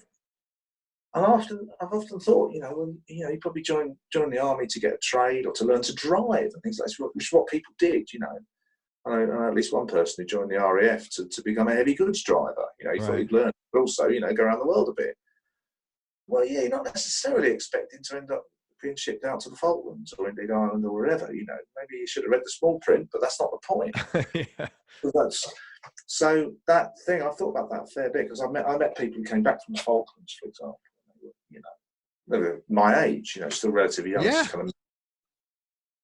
And they were just kind of, devastated. If a door slammed, they think they're under siege. Jump. Yeah, right. Because because we're like, one thing is people, man, we adapt really quickly to bad circumstances really quickly. Yeah, we can almost on an instant. And that's your norm. Right. Yeah. So if that dude's norm is like sitting under a bunker somewhere, whenever that the door slams, his program to get out a gun and shoot or launch some fucking missiles, man. You know, that's. I'm afraid you're right. Yeah, you know, it's Like, Pavlov's dog, but you know, that's what happens. right, to everybody. You know, then all of a sudden, that's why it's so hard to change bad things that happen to you. And that's why they are so in your DNA for so many years, and it takes years of work to like unbad them, to like, because that's your training. Yeah. I think this is inevitable, isn't it? If you're doing that, as you say, you adjust to it, and then you've got to unadjust to that. Right. Which, it's a bit like, you know, once you learn something, you can't change what you've learned easily. You have to learn it a different way. Yeah, and it's, even if it's a good thing, you're like, hey man, why would you, you know, it's very beneficial to change. Of course it is. Doesn't mean you could do it easy. Quite the opposite sometimes. Yeah, quite the opposite. You know, it's scary, it's this and that. So man, I totally get it, man. So how did you, once this was after your mom passed, how did you transition back into normal, quote, normal life, of normal being not caring for, you know, being someone's caretaker 24/7? Well, that's a good question. Going back to the you know, the. If you say fucking Bruce Springsteen again, I'm going to shit myself, man. I was going to say it was Bruce Springsteen. It was ABBA. The post-Springsteen apocalypse. Yeah. I realised at that point, or after that, or once I'd left that factory, almost, I'd left that behind. I'd left like what you might call it is normal. You have to use the word normal, don't you? A regular, yeah. Circumstance. I'd left that behind. I'd kind of opted out of that voluntarily. I knew what I was doing. I knew it wasn't going to be easy. Coincidentally, that happened with my mum at exactly the same time. So it was almost like all the boxes were suddenly ticked. And it was like, well, you know, you were never like the other children, Lee. You're not going to be like the other adults now. This is what's happened here. You've made a decision, and a decision has been made for you. Yeah, kind of. A bit of. like you choose the life, but the life then chooses you. Yeah. And that might sound, you know, pretentious or whatever. No. It sounds like, what are you supposed to do? You know what, though? Yeah. The one thing that I am happy, you must have really cared for your mom very much and loved her. And that the fact that you got to receive that you had that connection, you know, is really nice. Yeah, of course. Yeah, absolutely. You know, this is the weird thing, is you can find positive things within that very negative situation. Yeah. I got to spend time with her. I got to spend, you know, which, you know, you get to know each other, which many people don't. Yeah. You know? And, you know, found out things about her or whatever, you know, and she about me, I suppose, which we wouldn't otherwise have discovered. Yeah. I think it's as I say, once you kind of, and this is all to a certain extent with the benefit of hindsight, because I didn't think I am opting out to the normal life. You know, no, of course not. You just do what you do. I'm going to do whatever I have to do to play music. I'm going to play the guitar. One way or another, I'll make a living. I don't know what it'll be yet, but one way or another, I'll make a living. It may not be. I may not make a living playing the guitar yet, but I'm going to do it. You know, I'm off. Saved up this money, and then at that point, Mum started, you know, just becoming disabled. And suddenly there was this situation. But as I say, I had an amount of freedom in that I could still go out and play the guitar. So I had this band, The Price, which we formed. I put together after a few little local bands and things. I got this thing going. We started playing little gigs, you know, like you do. And you got picked up by a label, though. Well, what happened was we were... as I say, we went from local band to braving going into London and playing, and we started to play with other bands that were breaking a little bit at that point. They were getting into indie labels and things, you know. So the first single we did ourselves. In fact, with a local fanzine writer. There was that's cool. A fanzine called So What, and it was run by a lad called Andy Peart, who's still a friend. Andy, he went on to write for Sounds magazine for a while in Britain. And And he now writes a bit for Vive La Rock magazine, if you've seen that. I don't. Sorry. Old friend Andy. I haven't seen him for a while, but he's, yeah, I'm still in touch with him.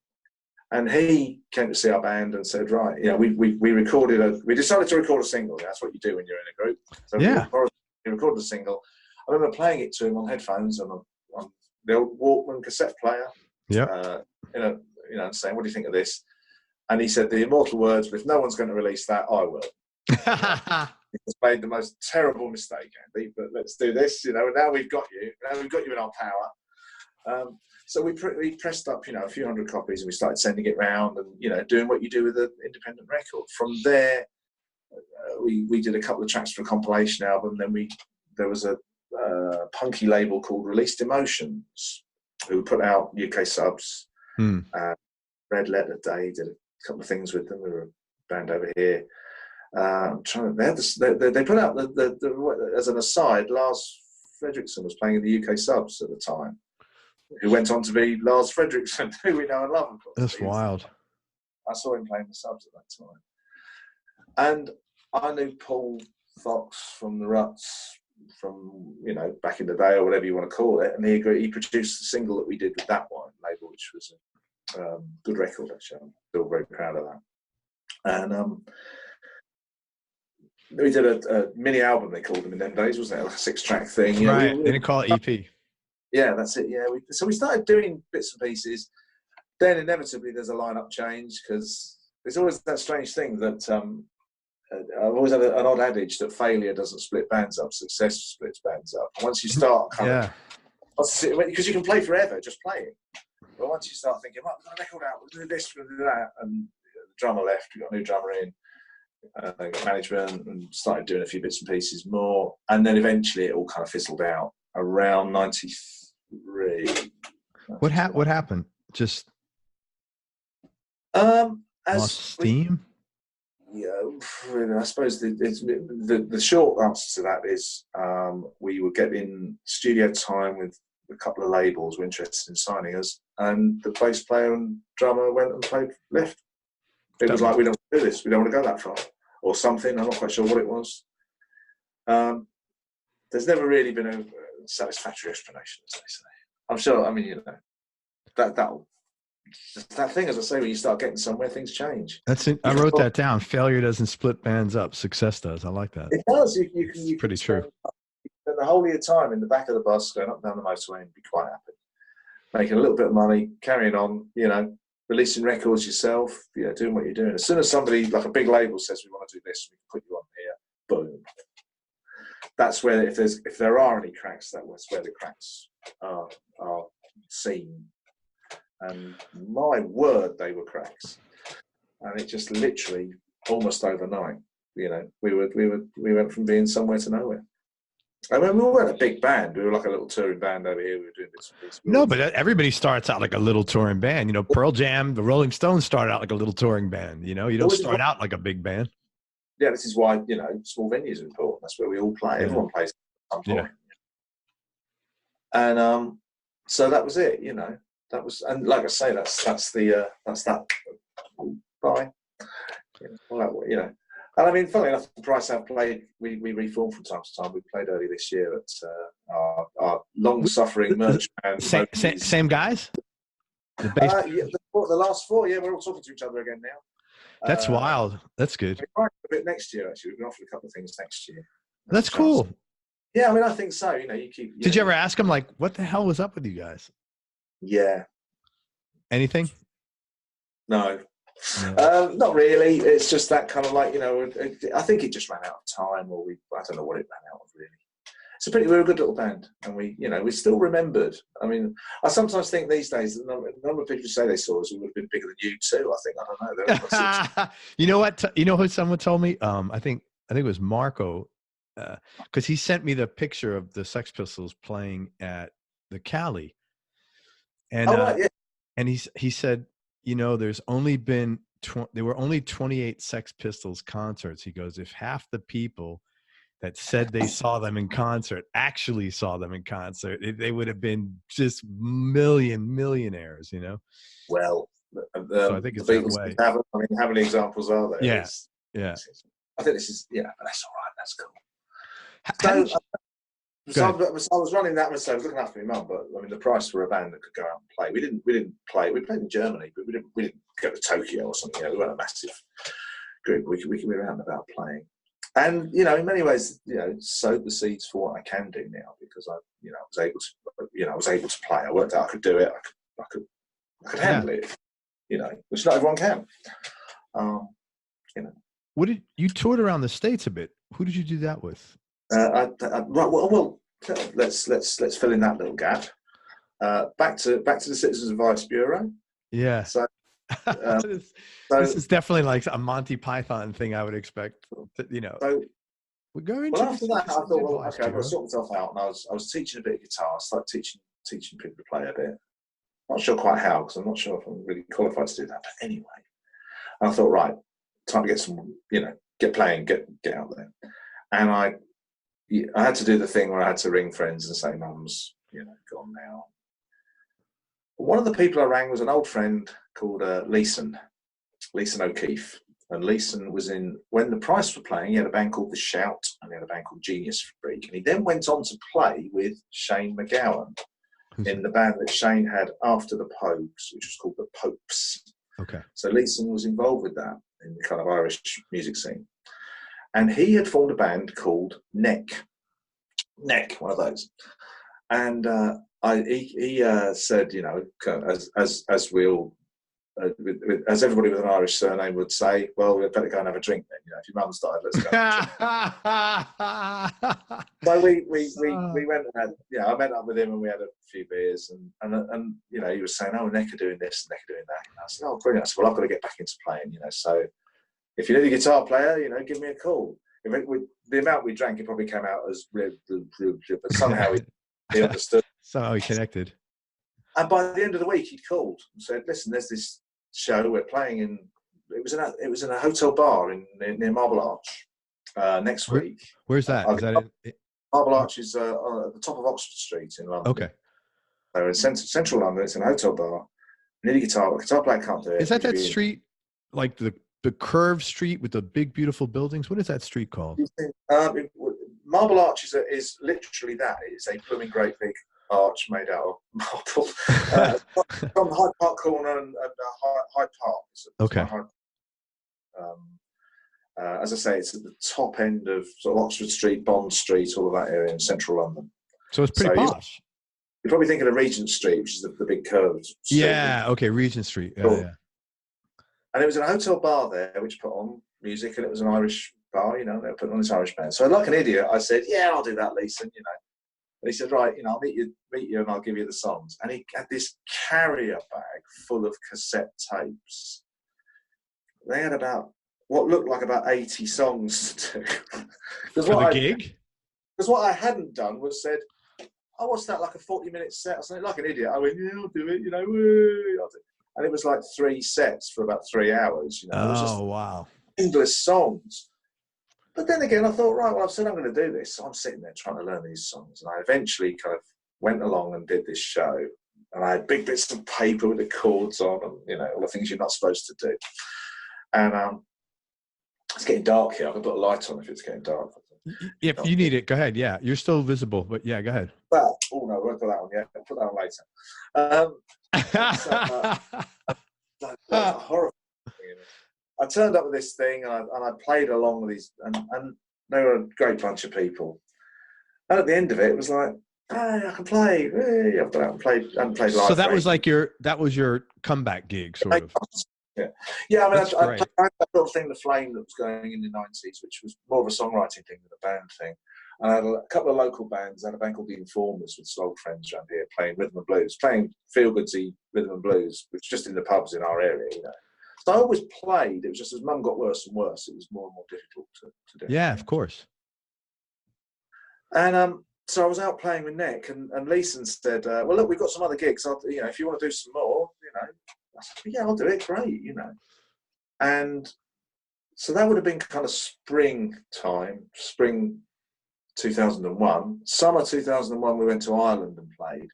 And then he said, we've got these shows in America. I said, hey, it's brilliant. You know, they've been out there before. He said, you know, we've got this contact out there. I think you said it was West Coast in your introduction. It was actually on the East Coast. Oh, okay. Yeah. Might have been a typo from me sending you some info. I don't know. Anyway, he said, we've got these gigs. We're going to be playing in New York. We're going to play a New Jersey Irish festival. We're going to play in Boston. I'm thinking like, those are all big Irish population towns. Right.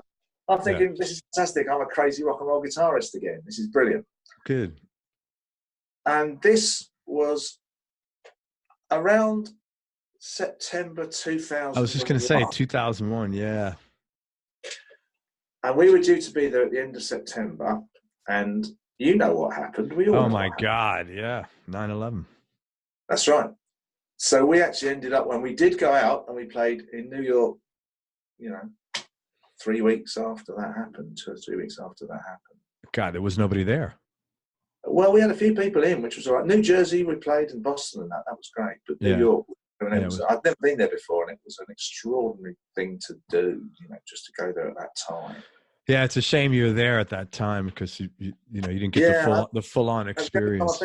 Yeah, I mean, I'd like to go. I will go at some point, I'm sure. Let me tell you this. This is really weird. The same guy I interviewed yesterday who had a motor accident, he moves to New York. He decides, I'm going to move to New York on September 10th. Oh. And then 9/11 happens. I'm like, man, that was the universe telling you to move the fuck back out, right? He goes, yeah. He goes, I mean, but can you imagine that? I mean, as it happens, hopefully Ruts DC will come to America next year. We're hoping to get across next year to play. Oh, that would be cool. If you go to New York, let me know. I can tell you where to go to have fun without spending $100 for lunch. Cool.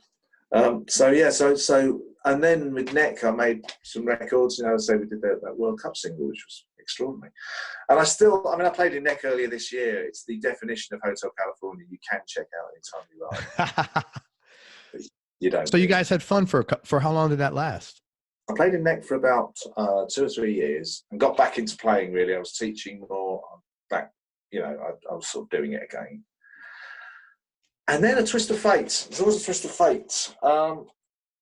An associate from many years earlier used to run a rehearsal room around here. A guy turned up for some guitar lessons and he said, I've been to see a Blues Brothers theatre show. I said, oh, right. That's nice. And he showed me the poster. And I said, well, I know that guy there. That's amazing. I know who he is. What's he doing? And I was like, what's this then? So I find the phone number and I decide to ring him up. And I ring him up. And he's an old friend from back in, as I say, the 80s, who says, what are you doing then? And I said, well, I tell him the story. And I say, if you ever need a guitar player, you know what's going to happen next, don't you? Right. And if you need a guitar player, thank God I had that Telecaster, right? And about a week later, he phoned up and said, listen, do you know who Dave Finnegan is? And I said, Dave Finnegan? I said, I know the name, go on. He said, he plays Micah Wallace in the film The Commitments. And I said, that's Micah Wallace, is the drummer that headbutts everyone? He said, yeah, that's him. He needs a guitarist. Are you interested? And I said, well, what's he doing? He said, well, he's playing soul. He's Dave Finnegan's Commitments. He goes out and plays soul music. Oh, I'm interested. Oh, I'm very interested in this. So a week later, I find myself, having hunched over a guitar, learning Soul Man and all this stuff. And I like that music anyway. Yeah, really cool music. I find myself with Dave Finnegan's Commitments, who feature people I've heard of. There's a guy called John Sorrell, who I remember as Johnny Squirrel, who played bass with Lou Lewis. I mentioned him earlier from the South End scene. I saw him play with Lou, back in the day. The drummer's a guy called John Skelton, who I saw playing in a lineup of Eddie and the Hot Rods. It's good how this all joins up sometimes, isn't it? Hey, you better put on a light. You're going to be invisible now. I'm going to say, watch yourselves. Watch your eyes, everybody. That's good. Okay, that's fine. No, that's cool. Fine. And he didn't play that night, but we then had Ian Gibbons, who played in the Kinks on keyboards, and who unfortunately died earlier this year. So we had this great band that I was suddenly part of. With really good musicians. Fantastic, yeah, I know. So I've got to up my game, and I've got to buy a Telecaster, or at least one that I like playing. And suddenly I'm out playing in theatres and things with Dave Finnegan. I'm playing in Europe, and this is where some members of the band, who mostly play horns and drums and whatever else, who are depping in bands, look down on you. because you're not a tutored musician and you can't sight read. Yeah, but I can make a guitar go like this, mate, and I know Steve Cropper is, so I can do this. Yeah, yeah. From there, I was playing with Dave. I started playing in the aforementioned Blues Brothers Theatre show. This is taking a weird turn now, isn't it? But you're steadily working now. Yes, I'm out working now, and I'm actually learning all the time. I'm out and about. Was it weird? I'm sorry, was that? Started working in a guitar shop. A little bit making more contacts, I'm sure. Part time, yeah. Well, that band, the Informers, Terry, the bass player, Terry Peaker, a great friend, had a little guitar shop, and in Uxbridge, and I started to work there. Through there, I met a gentleman called Stuart Monks, who I then started working. Who was now they call them guitar techs. Back in the day, he was a roadie. He worked for everybody from. He started working with Bebop Deluxe in the '70s, but he went on to work with everybody from James Brown to Jeff Beck, Jimmy Page, all sorts of people. Wow, that's really cool. Holy crap. And Stu started doing repairs for the shop because, you work for those people, but you work for other people as well. In the same way as you can play in a pub and then play in a theatre and then play in whatever. It's all about what you do. And Stuart was working at We Will Rock You in the West End, maintaining the guitars because met Brian May years earlier and he'd got the work doing that. Stuart, unfortunately, developed throat cancer and was obliged to have obviously some fairly serious treatment for this. And he asked me if I'd like to help him with this stuff. So suddenly, I'm a guitar tech in waiting, and I ended up working with him at We Will Rock You. We did work at Hairspray, the Jersey Boys. Restringing guitars, setting them up a bit, and I can sort of maintain guitars. I'm not a guitar luthier, I'm not I can maintain a guitar, I learned to do all of that. So I'm playing in the Blues Brothers, I'm kind of fixing guitars, I'm working in a guitar shop. This is more like it. This is kind of what you always wanted to do, isn't it? I still don't seem to have as much money as everyone else, but at least I'm doing what I said I would do. So this was like 10 years ago, I guess. No, but what I was going to say is it's had to be weird in a sense because it's almost like you hit pause for 20 years. Pretty much, yeah. Or certainly 10 of them, that kind of latter part. Yeah. That had to be. How was your re-indoctrination into the world? How was it going? It sounds like it was really went well. Like you were pretty enthusiastic. I was about to say, I mean, as I said earlier, I'm quite a shy person and I do find it difficult sometimes to walk into situations. I've realised a lot of people that go on stage do because you have no idea how many people. It amazes me how many people tell me that they're basically shy and they're in the entertainment business. Well, also too, and then they sit down and talk to me for 2+ hours, and I'm like, wait a minute, how are you shy? But that's it's a different setting. You can sit and have a conversation one-on-one. That's not a shy person, but you're in a whole big crowd. That's a shy person. Yeah, and I mean, I've learned from this. I mean, there's a. I mean, I've looked into this a bit for various reasons, and there is a kind of a thing in small numbers of people, kind of a social phobia, I think they call it. Where and I'm a sufferer. I have problems with that. If I'm in a situation with 5 or 6 people, that's where the confidence goes, if you will, which is quite difficult in a band. And a lot of people I've spoken to after they do a show, because of that, they're like fucking knackered, as you would say. They're totally spent because that, it's tough enough putting out all that energy, but on top of that, you have the somewhat anxiety or pressure of because you have the social. Yeah, absolutely. Yeah.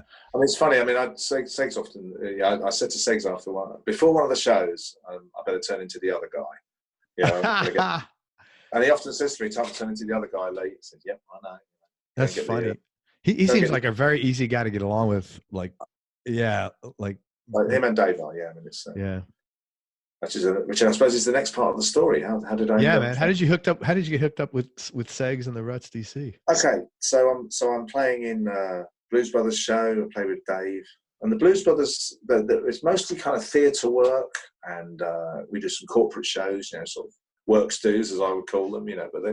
And we do weddings, and we do whatever we do, you know. And as I say, we're actually out making a living, and I'm fixing guitars. I'm working in the shop occasionally. So Paul Fox is living in West London near me, and I still see Paul from time to time, you know, and quite a lot sometimes, not much other times. But he's a chum, you know. He's a friend, and he has a band called Foxy's Ruts. He puts a band together called Foxy's Ruts, and they are, as the name suggests, playing Ruts songs. And he has his son Laurie is on drums, and they go out and they're playing, and they're good. I mean, and Paul had fallen is a strong term, but he wasn't playing much. He was playing the Dirty Strangers in the 1980s, who had who are still going strong. Alan Clayton is still about. He sings with Brian James from the Dams sometimes. He still has the Dirty Strangers. Alan works with the Stones. He's works with Keith and Ron. So they're on all the Strangers records, and you know, so they're quite well known in that circle, if you will. And I saw Paul play with them lots of times in the 80s. He was always playing with us. He was great rock and roll guitar. You know, he'd stopped playing a bit. He was working as a carpenter, good carpenter actually, very good. And he was still playing here and there. And then he got this thing, Foxy's Ruts, together. And I remember going to see them play, and he was back. You know, it was hearing him play Something That I Said, or something, it was just fantastic. You know, blazing guitar, you know, fantastic, and it all looked good for him. He was going to, you know, go out and play all sorts of places. I saw him in a pub in Uxbridge, of all places, and I can see it now. I was thinking about this earlier. He came in, and I was at the bar, and he sat on a bar stool, and he sat down and went, "Oh." I said, "You all right, Paul?" He said, "Oh, bad back. I've had a bad back for days. You know, really, really, I can't shake it. You know, taking painkillers, whatever. I can't shake this back. You know." And all in the evening, he was kind of sitting uncomfortably. I got a drink. You know, we were sitting there chatting and doing what we were doing. Well, as you probably know, he developed lung cancer. Yeah. I guess this was an early indication of it. You know, which is how, you know. And that would have been. Was he a smoker? Yeah, very, very heavy. So that would have been kind of the springtime, and I mean, he died in the autumn. I mean, it was very, you know, it was pretty nasty.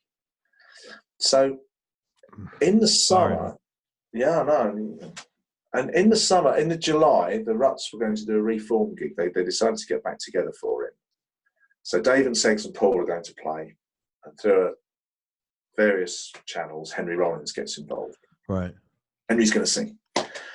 Fantastic. And they're going to play the Islington Academy, and all these other punk bands are playing. They're going to earn Paul a bit of money. As Dave often says, you know, sadly, it was, you know, to give him a decent funeral, you know, but at least he earned a bit of money. Yeah. Benefit. 2 or 3 weeks before that, there was a local one to us, and Foxy's Ruts were going to play, and you know, I thought, oh, great, I'll go down and see him play, you know, it'd be fabulous. You know. And I got contacted a bit near about a week before. One of the people putting that on said, "Listen, you know, you coming to the gig, yeah? How do you feel about playing along? You know, playing along with Paul? We don't know how good he's going to be. You know, he might not be able to do all of it. How good he's going to feel? Not how good he's going to be as a player, but how good he's going to feel." Yeah, how's he going to feel? Of course. And I said, "Well, yeah, of course. You know, now, as I said, I've known Paul on and off for years, and he showed me how to play some of the songs. I'd seen him play. I remember the It Was Cold moment. You know, how you play those chords. But he showed me a lot of his riffs. Let's say he made a record with us. You know, I spent a fair bit of time with him playing as well as just talking. So I said, well, look, yeah, if you give me an idea of what you're going to play, I'll learn the songs. Yeah, give me a set list. And I'll chug along with him, you know. What happened actually on the night, as I remember it, was I played the first 2 or 3 songs on the album. Seggs always says they heard this announcement from upstairs, you know, ladies and gentlemen, the Ruts, or Foxy's Ruts, whatever, and of course Paul's standing next to him, you know. And we played 2 or 3 songs, and then Paul got up and played, and I played along with him. You know, it was Rude Boys, Jar, you know, the songs you think it's going to be. And it was great, just in a little pub in Uxbridge, you know, rocking evening. Where's Uxbridge? Is that in London as well? Yeah, that's West London. How far are you and Seggs, like, to live away from each other? We're all kind of on the outskirts of London. So of West London? Okay. Yeah, West, and so Seggs and Dave are more southwest and southeast kind of thing. So we're all kind of Satellite, as the Sex Pistols called it. Satellite. So anyway, back to the plot such that it is. We do this show, and it's great. So I'm sitting one night, it was a Wednesday night, I know it was a Wednesday night, with my then girlfriend, watching telly, probably CSI, whatever it might be. And my mobile phone goes. I pick the phone up, and his voice says, "Leigh, it's Dave Ruffy." I hadn't spoken to him for years, and spoke to him back in the day, seen him here and there. Couldn't say he was a friend or whatever, but I'd seen him here and there since then. How you doing? Oh, fine, Dave. What can I do for you? And he says, "Listen, we've got rehearsal tomorrow. Rollins has come over. We've got rehearsal, and Paul's not going to be able to do it. He's not well." Oh, he had heard from from others that you did the gig. Yeah. Well, Paul said he reckons you can do the rehearsal. Can you do a rehearsal tomorrow? Oh, Paul told him. Yeah. Well, as far as I know, yeah. And it's 9 o'clock in the evening, or whatever it is. And I know it's a Wednesday night because the next day was a Thursday, and that was one of the days I did at We Will Rock You. And I say, well, I'm doing this. I've got this job of a Thursday morning. I go to We Will Rock You, and I maintain the guitars. What time's the rehearsal? He says, 2 o'clock or something. Where is it? Putney. Yeah, I can do that. I get the tube into town, and then I get the tube down to Putney. I can do this. Right, what songs are we playing? And I remember Dave going, brilliant. And he says, Babylon's Burning. And I write down Babylon's Burning. Something that I said. Stay at the Rude Boys. Joe, I'm thinking like this is kind of cool. Yeah, you're playing with the freaking Ruts. And I write these songs down, and I say, right, tell me where the rehearsal is. And I write all this down. And I put the phone down, and the then girlfriend says, "What's that all about?" I'm gonna have to go upstairs. I've got to learn some songs. I've got this thing tomorrow. Yeah. And she looks at me like I'm mad, which she probably was. Fair enough. And I'm upstairs with an unplugged guitar, playing along with the crack, just like I was when I was 18. Yeah, that's so funny.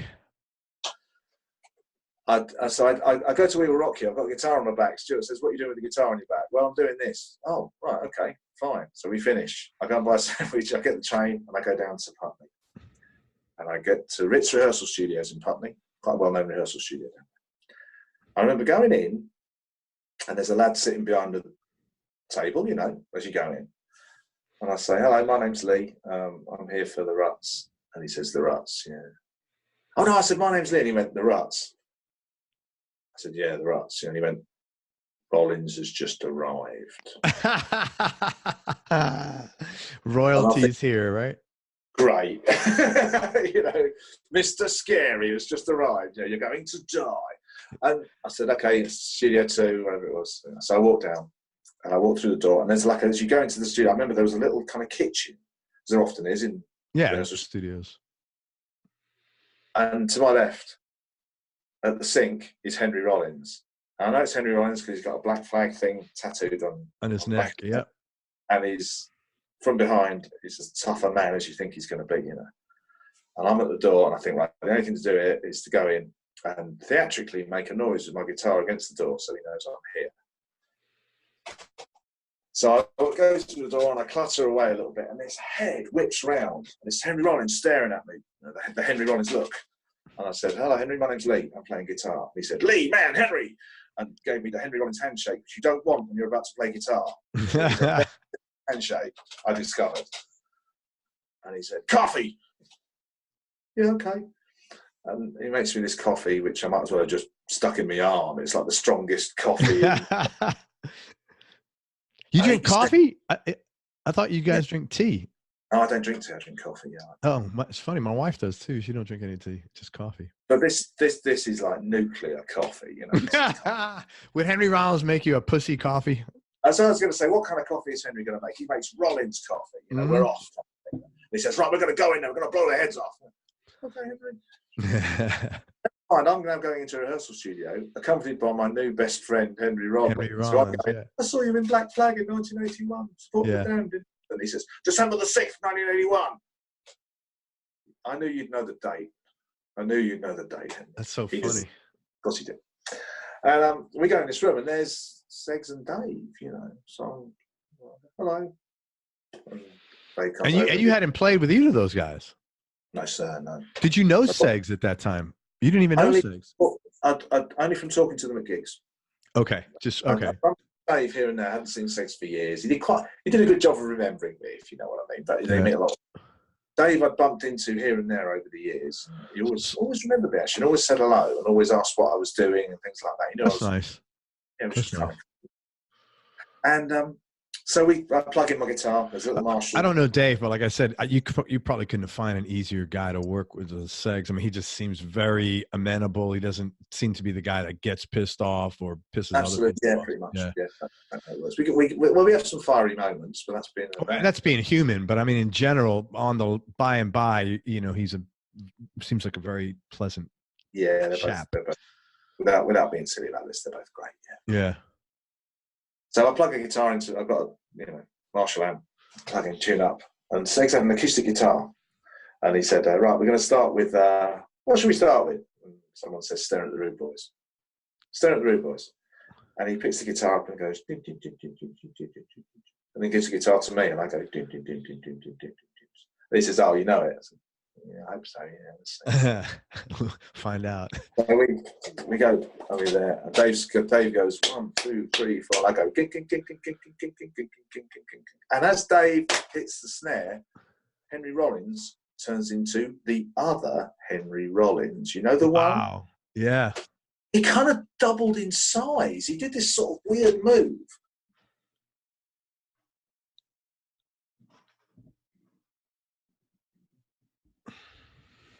Coming out and rapping the chord. He wrapped this thing around his hand. And he turned into Henry Rollins out of Black Flag, or the Rollins Band, you know. And he seemed like about a foot taller and was doing this, you know, that move that he does. And I'm going, gang, gang, gang, gang, gang. He's 2 yards away from me. The two of them had never seen him. They weren't really, you know, sure what was going to happen. And he starts, it's a very small word in the middle of the crowd. And I'm going, gang, gang, gang, and we're all playing, and it's crashing and bashing. And it sounds great, you know. I don't mean that big-headedly. It just straight away. Yeah. Playing, you know. It's funny. He put his game face on, sort of. Yeah, he became Henry Rollins. Absolutely became Henry Rollins. And we play Rude Boys, and it finishes. Bang, you know. It's kind of quiet in the room. Henry says, "Can we do that one again, guys?" Okay, Henry. And we play it through a couple of times. And it was... you know, it was quite extraordinary. We played through the songs. I mean, I know I'd done my homework, right? You know, but we could, without sounding too pretentious, we could play together. That's great, man. Whatever it was, we had. And Rollins, I mean, I don't know whether Seg said it, but he was in between songs when we were deciding what songs to do. He was doing press-ups and, you know, things like that. He's become that person who goes out and performs. And another pint of dangerous coffee appears, you know, and he drinks this stuff and right, something I said, come on, and we're off into that, you know, don't forget, we're playing all these songs, and there was one bit as an amusing bit, and there was a bit of film of it, a bit of footage somebody filmed there, where before we start, I think, well, maybe quite early on, Dave says, this is getting a bit loud, can we all turn down a bit, because you know, we've got to hear what we're doing here. And we turned down a bit, and Rollins after that says, "Turn the guitar up, mate. I can't sing. You need to drown the guitar out." You know, but listen, it sounds great, Henry. It sounds brilliant, mate. And it did. It just sounded terrific. Turn the guitar. He kept saying, "Turn the guitar up. Listen, guys, I need that guitar louder." And they're going, "Okay, put the guitar down. This is more like it. Let's turn the guitar up." You know. And we played. We had about 2 or 3 hours. That's pretty cool when Rollins is telling you to turn up. Pretty good, yeah. Yeah, that's not a bad afternoon. It wasn't bad. It was one of the better afternoons. And we did the rehearsal, and then like all of us English people, we said, right, you coming for a drink, Henry? Go. And Henry's probably knows the straight edge, you know, teetotal or whatever music's. I remember looking at me and he said, right, what are we doing here? I said, we're going to a pub down the road. I said, I must admit I don't know it, but if they say it's okay, it'll be okay, you know. Right. No, I don't do this. He said, I don't really do things like this. So, you know, you'll be all right with me going along? Well, yeah, of course. Fantastic. No, they're going to pour alcohol forcibly down your throat. He buys a pint of Coca-Cola, which is probably much worse for you than, I don't know, you know, probably get sued for saying Oh, that. my God. No, let me tell you, man, when I was over there, it was weird. It was not what I was used to. The whole thing was weird. Like, they just, no ice. No, that's right. He was writing all this down.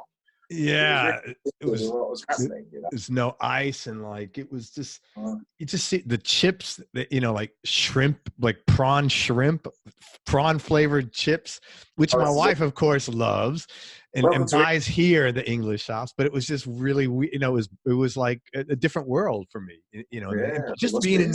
being in these buildings that are like just beautiful architecturally, but they're like fucking almost 2,000 years old.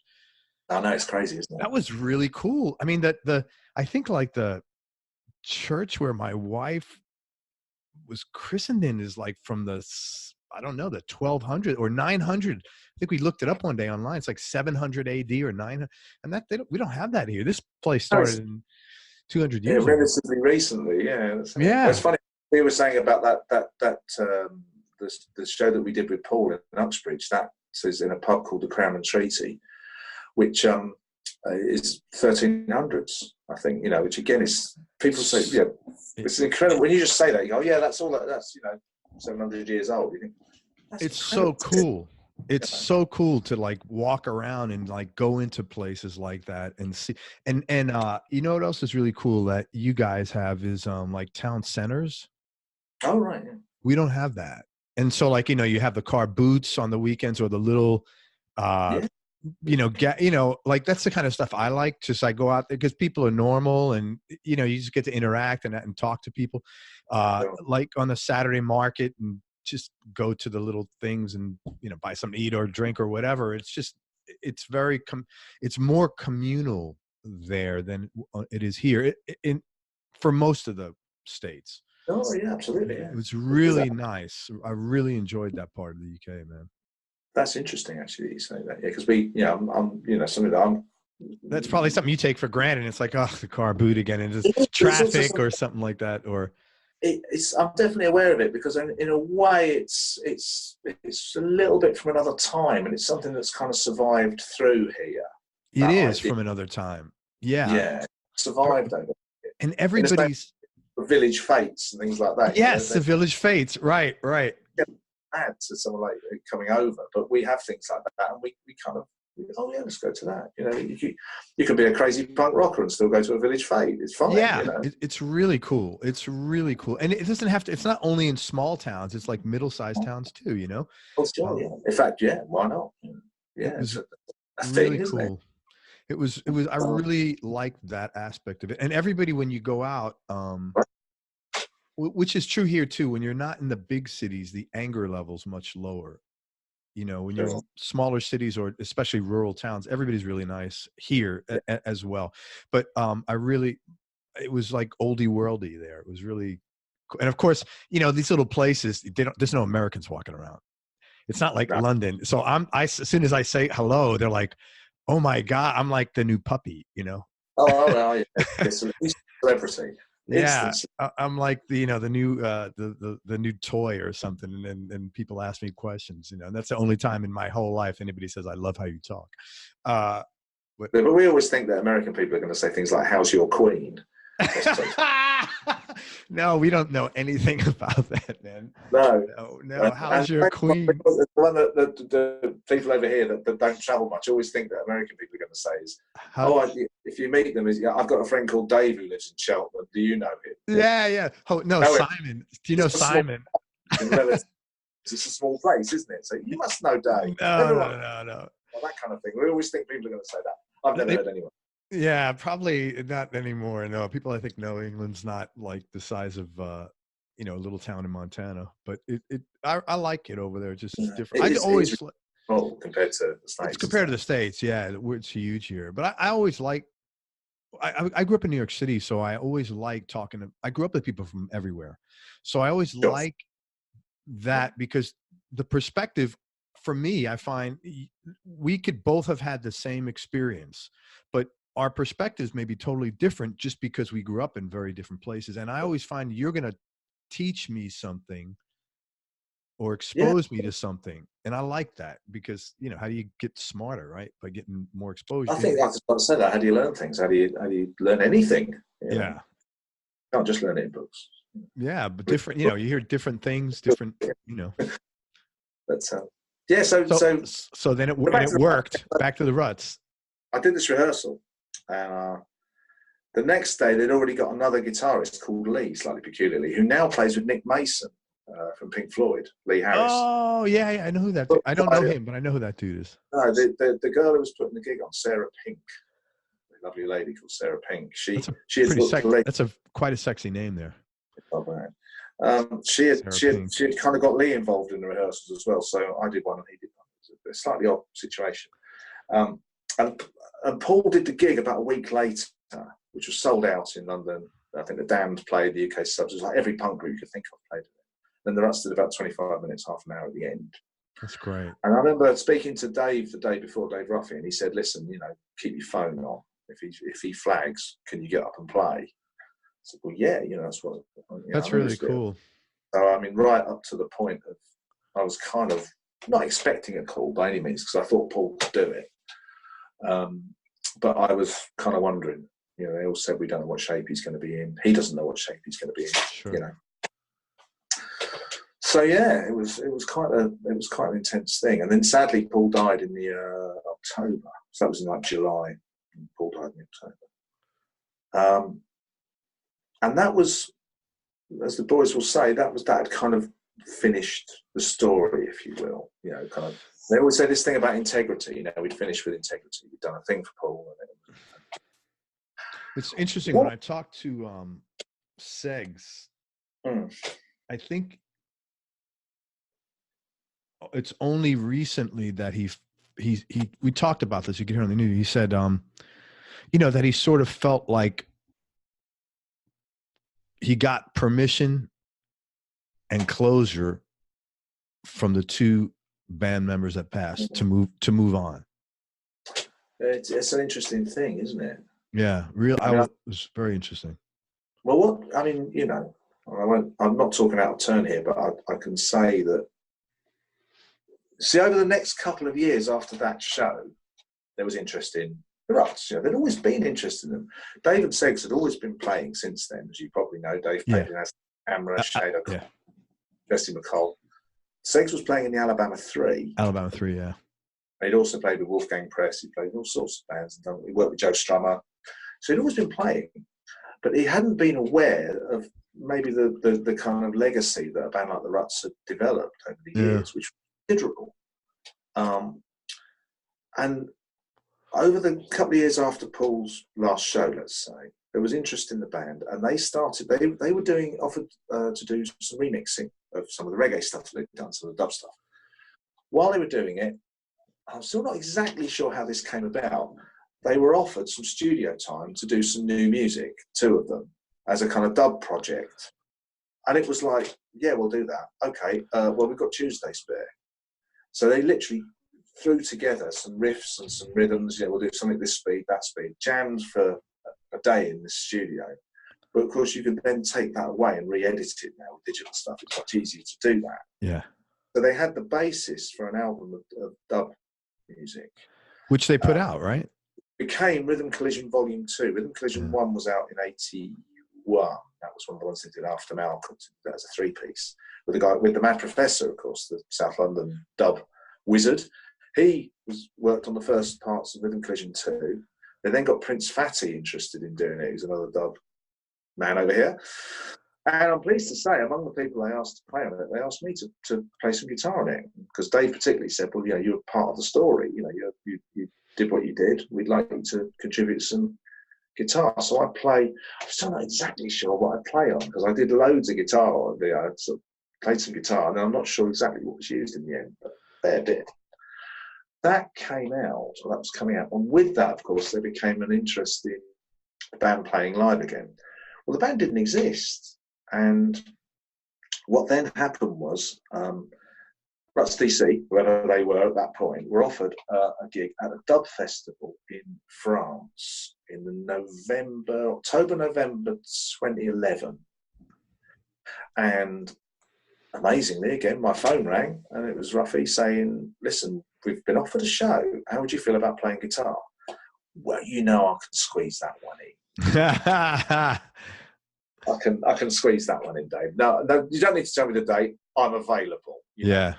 Brilliant. Fantastic, man. Can't thank you enough, kind of thing. So Segs and Dave. Segs on bass and vocals, of course. Dave on drums. Your humble narrator, incredibly on guitar. They've got Seamus Behan is going to play keyboards, principally Hammond organ. Seamus has worked with Dave over the years. He's currently playing with Iggy Pop. Plays guitar and keyboards with Iggy Pop. Oh, with Kevin Armstrong on guitar. Armstrong, I think you've spoken with Kevin. Yeah, I had him. He's funny as hell. Who I met at an airport earlier this year for the first time. Smashing fella. So don't talk politics with that guy. I wasn't going to. Yeah. So Seamus is going to play keyboards, and we've got a young lady called Molara who was in a band called Zion Train, who Ruts DC worked with and produced, and so we've got this kind of dub act. You know, we're going to go out there, and we're not going to play, Babylon or In a Rut. We're going to play stuff from the dub albums and maybe a couple of reggae covers. You know, we're expecting to go and play this festival. We get together, we've got rehearsal booked, we've got a rough set list. You know, we're going to go in and kick it around, and the festival gets cancelled. Oh my God! And we're ready to, we're going to be a group. Oh God, that's terrible. You know what we're going to do? Well, remember I said Segs was playing in the Alabama 3? When they heard about this, Rob said, well, listen, we're about to do some gigs. Why don't we see if we can get you a couple of dates on the tour? So what actually happened was we went out and did 4 shows on the 2011 November-December tour that the Alabama 3 did. And we were billed as Ruts DC in dubbed, I seem to remember. Just, weren't expecting whatever we were expecting. Got in the studio, rehearsed some dub stuff, and then of course it's like, well, why don't we do Jar War, because that's going to fit in. So we do Jar War. Well, we're all here. Why don't we just have a little go at Babylon's Burning? We can finish with Babylon's Burning, couldn't we? And we play it, and it sounds good, So we're going to finish with Babylon's Burning. So the first show's in Manchester, and at the Ritz in Manchester.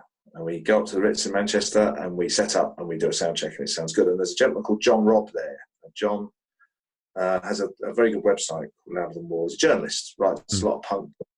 Used to write for Sounds magazine. He's in a band called The Membranes, Gold Blade. He's a doer.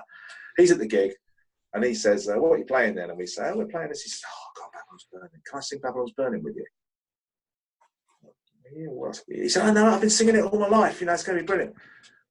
So he gets up and sings Babylon's Burning at the end of our show, and it's on YouTube somewhere. I'll let you go and find it. It's okay. And we're like, so what happened there then? And John afterwards says, well, this was wrong and that was wrong. And we have not exactly an argument, but it's like, we're doing this and we're doing that. And Segs says something like, well, we just feel as though we're letting the other two down if we play those songs. We shouldn't really be doing it, perhaps. And I remember John saying, no, you're letting the other two down if you don't play them. You should be playing those songs. And again, that was like this kind of, ooh. Aha moment. Something to hear. So we cobbled together In a Rut. We did In a Rut at the next. I love that song. That's my favorite song. And we did 4 shows, and we did the London show was the Forum in Kentish Town. It was packed. I remember we went out and it was like, hey, really, Suddenly we had a group. But we kind of didn't have any work. And we didn't do anything with them for about 6 months. It was a kind of, what do we do now? And we were contacted by the Rebellion Festival in Blackpool. And to cut a long story short, we played the Rebellion Festival that summer, which would be 2012. And that kind of is where it started to come back into life, really. We got offered some work, and we got offered some more work, and we started playing, And it started to evolve from a dub back to kind of going back to the punkier stuff. And Seamus stopped playing with us a couple of years later, not because there was a big punch-up or anything, but he was doing, as I say, Iggy was on the horizon for him. He played with back in the 80s, and he was going back to work with Iggy Pop. Iggy's had guys that have been with him forever, man. And they often reoccur. Yeah, they go back. Or him, the same thing happened with Bowie, a lot of these guys. Yeah. A lot of those guys did that, don't they? Kevin Armstrong left Iggy for a while, then went back, then left, then went, they all kind of, there's a bit of a, revolving door is a strong term, but there's a thing where everyone kind of coalesces, isn't it? Yeah, I would agree. Revolving door is a strong term. Yeah, they go back and forth. Yeah. So Seamus went off and is still very much Seamus Behan, and a great musician and a great character, real great, lovely fella. And Molara stayed with us for a wee while, And then we were doing maybe a bit too much. And, you know, she sort of bowed out. So suddenly we're down to the three-piece, and we became the band that we are today. So this will be kind of 2014, 15. We started going out as a three-piece more. And at that point, it was time to do some new music. You know, we had ideas, and I remember Segs bringing in Secondhand Child. He said, I've got this idea for a song, you know. What, a new song? We're going to play a new song. This is interesting, you know. And we kind of got that. We started to play that live. So we, you know, the new music started to appear, which became the Music Must Destroy album, which is 2016 that came out, I think. So that by then we were kind of the three-piece that you see now, and we put that album together, which we're very proud of. And, you know, one of the best things I've ever done, will ever do. You know, putting that record together, that was fabulous to do that. Yeah, but which we've toured since. You know. You've toured that record. Yeah, we've been touring that on and off, you know, throughout the last couple of years. Now it's time for another one. Yeah, I was going to say, when's the Ruts, the Cracked Live 40 for the 40th anniversary is coming out before the end of this year. Is there going to be a record with new music, you think, the following year in 2020? Absolutely. That's awesome. Plot. Man, that is because the Crack 40 thing was this year, because it was 40 years of the Crack this year, and we were, I think I have a recollection that we were offered 35 years of the Crack. Yeah, we could have done a tour playing it 5 years ago, but I remember Segs at the time particularly, and I must admit I agreed with him when he put it like this. He said, yeah, we shouldn't go back and do that as a body of work until we have done something new. Yeah, I respect that, man, very much. Yeah, I did as well. I thought, yeah, it's spot on, you know. And so we, as I say, we put together the Music Must Destroy, and we put that out. There's a couple of singles off that, videos and things. And we were out playing, and we're doing what we're doing. So then it's kind of all right to look back. You know, I think it is anyway. And the Crack. Yeah, because you've done other stuff. It's not like you got your, you know, a one-trick pony sort of. Even in the early shows when we first started playing, I was thinking about this the other day. We, as I say, we started to put Ruts songs in, which went down brilliantly well. You know, people loved it, which was great. But even then, we were trying to do something different with things. We were doing. There's a song on Rhythm Collision 2 called Smiling Culture, which we mixed in with Sus. We put the riff from Sus in it live, and did a kind of. So we were still trying to do things differently, and not just. There's nothing wrong with just playing old songs, but we decided we wasn't going to. But I totally get it why you wouldn't want to only play old songs. And it became, you know, we use words like integrity a lot, and that might sound a bit, you know, pompous. No, I don't. I think it's respectful, man. I think you want to have integrity in what you're doing. So, I mean, you know, and I think too, you've got to be okay with it. Yeah, the audience can love it. That's fine, but you yourself have to know that you're feeling all right. You're playing. Yeah. It. And I mean, I one of the very early shows with Stare at the Rude Boys. I remember standing on stage. It was a slightly surreal moment. I stood on stage and thinking, staring at the Rude Boys. Wow. And I'm playing this with the guys who wrote it. I looked around. That's right. I looked over and thought, well, doesn't half look like Dave Ruffy over there, you know?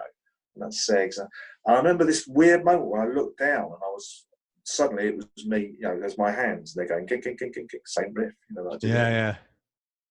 You know, you get that moment, and that's a thing. It's a thing where you have to, that's where you know you've got to a stage now where you're doing that, and you know, that's a very important thing to be aware of. Did you give yourself a pat on the back for that? Not a pat on the back like an ego pat on the back, but like, hey man, you know what? Fucking wasn't for nothing.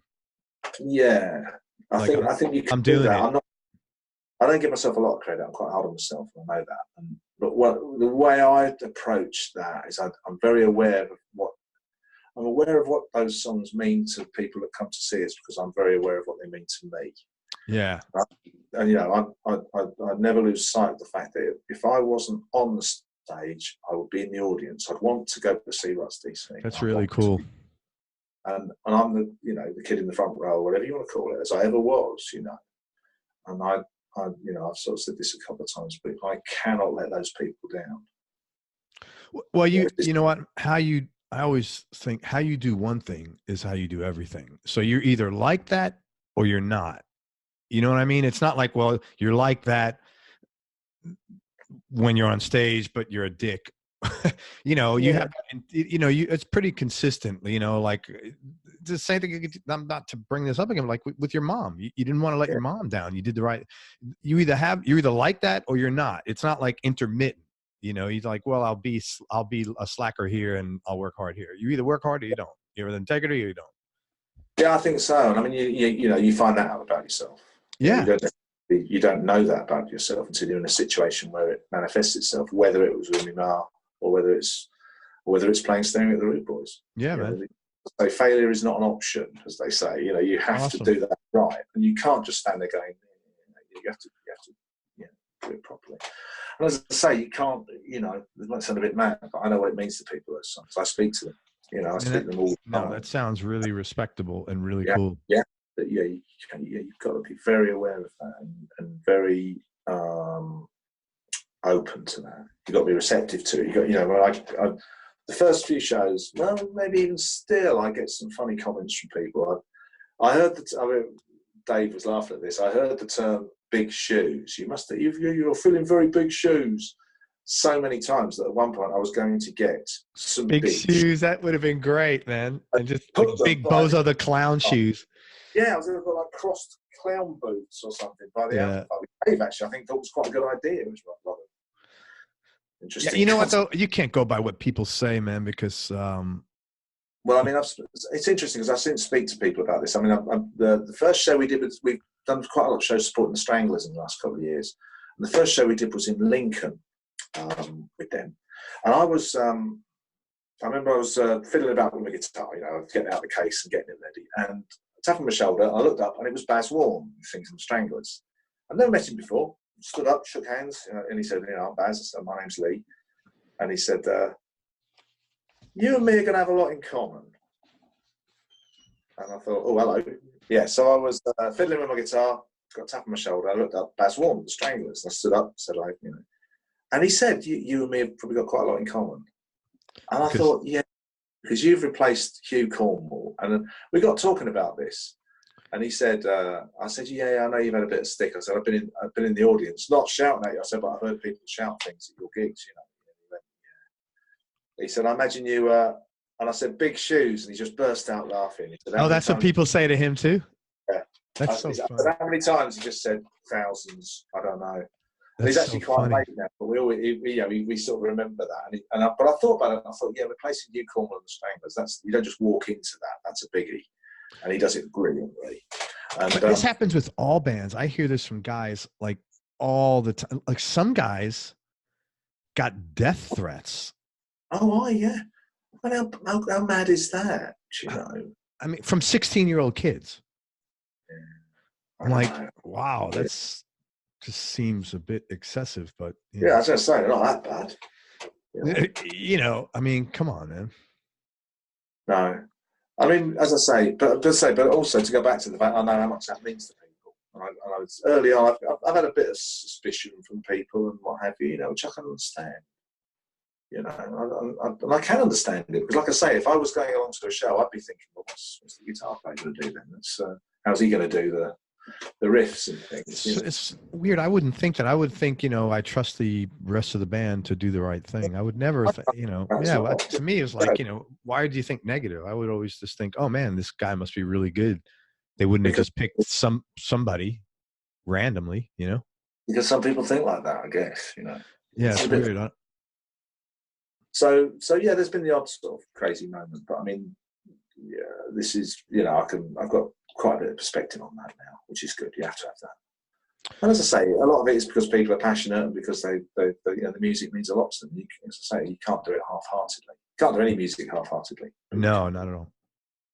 Hey, I want to talk about gear just for a few minutes. Oh, all right then. Guitars. I like guitars. What's your go-to now? And like, what would be your top three? Okay, with Ruts DC, I invariably use a Gibson Les Paul Standard, early 90s, Cherry Sunburst, which I bought in the mid 90s. So I've had it about 20 years, I suppose, 20 or so years. I've seen that guitar. It's a pretty guitar. Yeah, it's lovely. Really good guitar. It's been around the world with me. It's been broken in all sorts of places. It's the one that's, I mean, funny enough, I played that in New York with Nick. That's probably the first time I took that one abroad, really. Great guitar. I bought it. I was doing a little bit of teaching. A lad called Dave, very good guitar player. He bought it to a lesson. So I've just bought this. Oh, crikey, brilliant. I remember playing it and thinking, wow, that's a good guitar. And about 2 or 3 weeks later, I remember him phoning me and saying, you like that Les Paul? Yeah, I do, yeah. He said, listen, I'm a bit short of cash. And I actually ended up swapping. And he said, you've got an Epiphone Les Paul. I'll swap you that and the difference, you know. And you gave him some boot. Yeah, I did some money, like a part exchange, as we call it. And I ended up with this guitar. I didn't go looking for it. That's great. That's the guitar it looked for you. He bought it off someone who was clearly a Slash fan. It's got Seymour Duncan pickups, and the scratch plate was off it at the time, so it's kind of got the Slash thing going on. Yeah. But that didn't bother me. Slash is all right. It's good. Yeah. So that's the guitar I use with the Ruts, and I've used with Alvin and all sorts of people. So I use that one a lot live. Other guitar, I don't have lots and lots of guitars. I know some people have, 20, 30 guitars. I've got under 10, not much under 10, but under 10. Yeah, that's a good amount.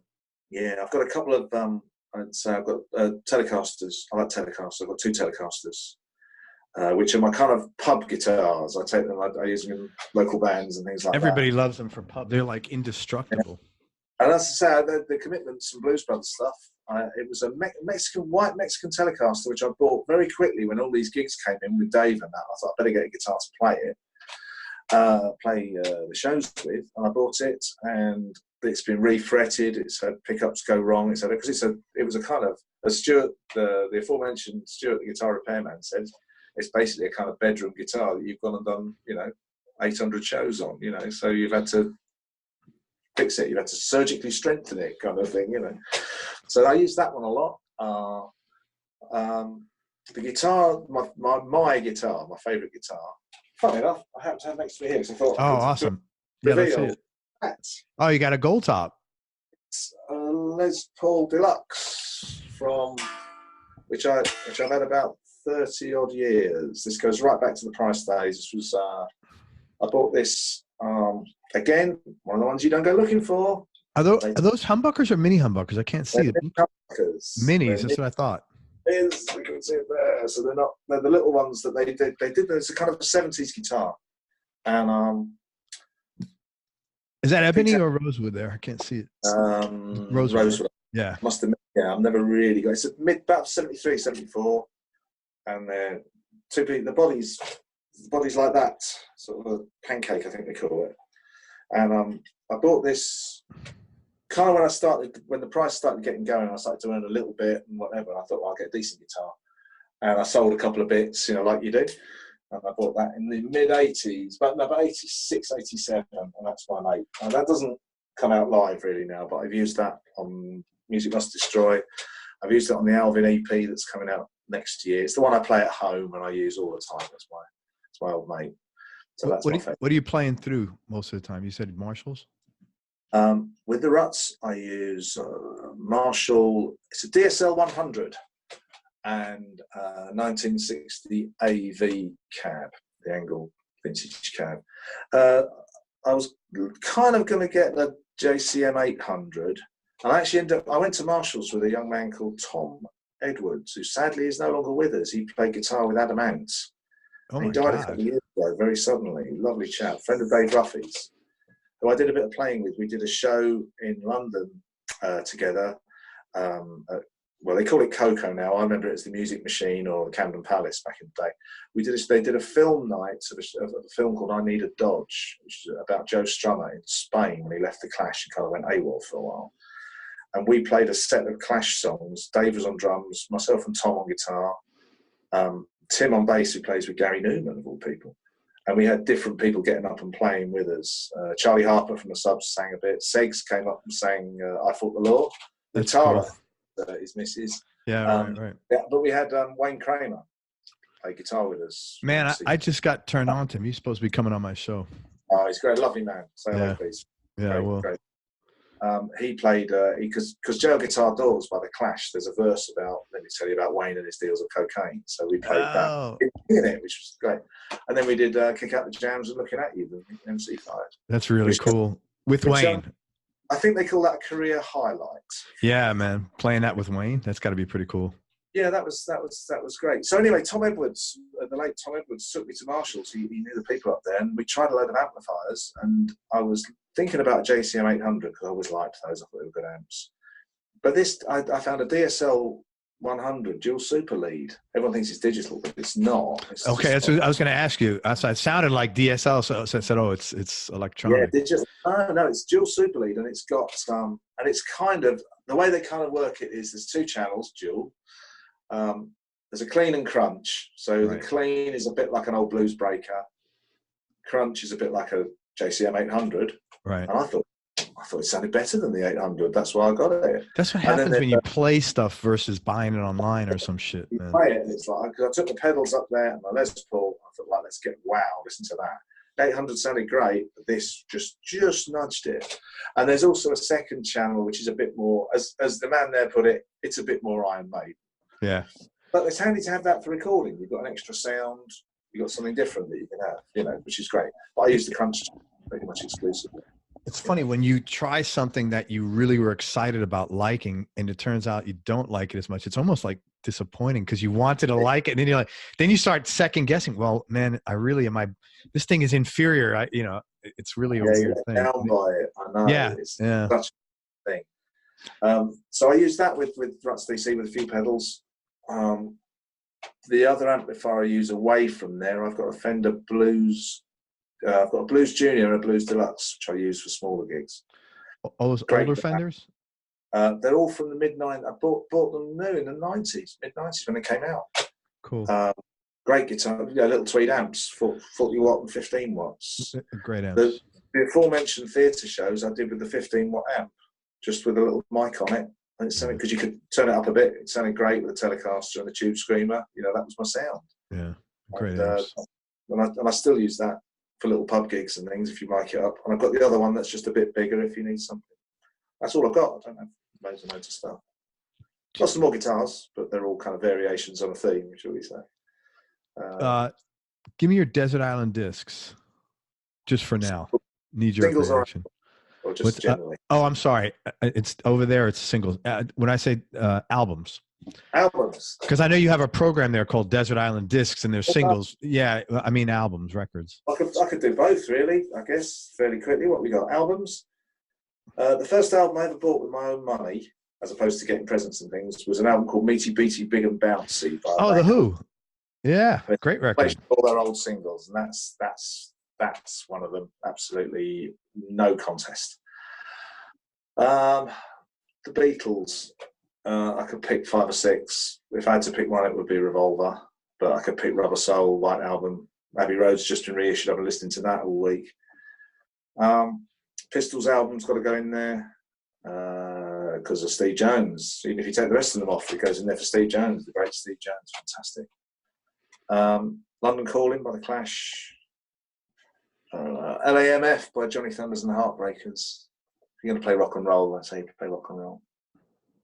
Got to be something with Wilco Johnson. I did a thing where I chose some albums before, and I had like one live album. I chose a Dr. Feelgood live album called Stupidity, which is a great favourite of mine, going back to that television programme. Down by the Jetty by Dr. Feelgood is brilliant. There's loads of stuff from the Feelgoods I've had. That's it. You lost. It's over your limit, man. Well, no. Well, the other one that I've got to mention, and it's a massive guitar album for me, is an album called Power in the Darkness by a band called the Tom Robinson Band, which probably wasn't a big one in the States. Tom, very much still Tom Robinson, this is kind of 77 again, when I started playing. I remember someone bringing the single round, 2468 Motorway, and said, "You've got to hear the guitar playing on this." It was a guy called Danny Custer on guitar. And that was one of my favourite guitar albums ever. And Danny Power. He died? Power of Darkness by the Tom Robinson Band. It was a very political record for the time. Tom was an openly gay songwriter, which was quite a difficult thing to be in the 70s. Yeah. And he had an infamous song called Glad to Be Gay, which isn't on the album, but that caused some controversy, certainly over here. But he was a great songwriter and still is. But the guitar on that, Danny Custo's guitar on that, is just outrageous. 59 Les Paul. And he's still around. He died this year, I think, or last year. Danny. No, Tom. You said it's still around. Tom's still around, yeah. Danny died, unfortunately. But I did see his last show. I did meet him at his last show, which was kind of cool. And he's a great influence on me. That's a massive record for me. Leigh, I'm going to ask you 3 more questions. They're not easy. I'll try to say Bruce Springsteen at any point. Most important things that you've learned about yourself? About myself? I'd like to think, you were saying earlier about integrity or whatever, I'd like to think I'm not a bad person. I've met bad people and I don't think I'm one of them. I don't think I'm like that. I try to be honest with people, and I try to be. Sex often says you've got to try to be the best person you can be, and that's a good line. And I try to be the best person I can be, and if I can do that, then I'd like that about myself. Yeah. Thanks, man. Who's had the biggest influence on you musically and then also personally?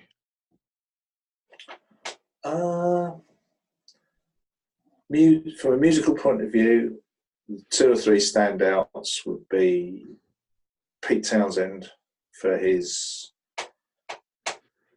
let's call it pioneering songwriting, the way he used the guitar in songs. He used pedal notes, suspended chords, power chords, all of that really comes from Pete Townsend. Going back to Meaty Beaty Big and Bouncy, you can hear so much playing on there.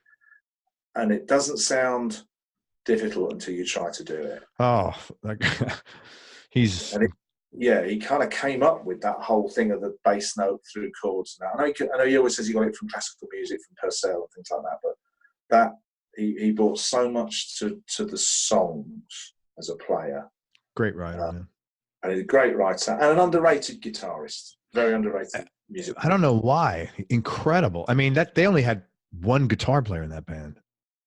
It never sounds like they need another one. Yeah. You know, we've all heard Live at Leeds, but there's so many of their studio tracks that only have one guitar or only have one overdub or something on. Yeah. And the parts are so well put together. And I think as a writing guitarist, it's a lofty comparison, isn't it? But I mean, that's one to aim for. So musically, he would be probably the biggest influence. I mentioned Rory Gallagher earlier. I loved his honesty and I loved his energy and his commitment to what he did. I could say the same about John Lennon. I could say the same about Wilko Johnson. I could say the same about quite a few. Pete's the big one, but there's other people that have affected me from a I want to play like that point of view, but also the way they do the things they do. How about personally? Who's influenced you the most? In a funny sort of way, it's both the negative and the positive people. You know, 40 years on, I'm still going on about somebody telling me that I have to learn to suffer. Maybe that person has influenced me more than anybody than I'll ever meet. You know, interesting. Like that. You know, the people that do. I get people these days sneering at me. People I went to school that I occasionally bump into, and they say things like, "Still having a go, are you?" Oh my God. And I said, "Yeah, you know," and I say if I'm feeling a bit snotty, I say, yeah, I played in Japan, Hong Kong, Australia, and New Zealand last year. How's your job going? Good for you, man. I feel a bit, I don't do that very often, but sometimes you've got to say it, you know. So, you know, there's always something, maybe it's a bit sad to say it, but there's sort of maybe the negative people influence as a kind of something to punch against or something to like what do you call it, righteous indignation. Yeah, that's a good call. Yeah, that's a good way of putting it. I can't say there's one person that I've met. I've never been married. I've had girlfriends, you know, but I've never been married, so I can't say there's that person I've met sure. that had that for me, or you know, anything like that. No, not really any one person. Not in that way. Different things from different people.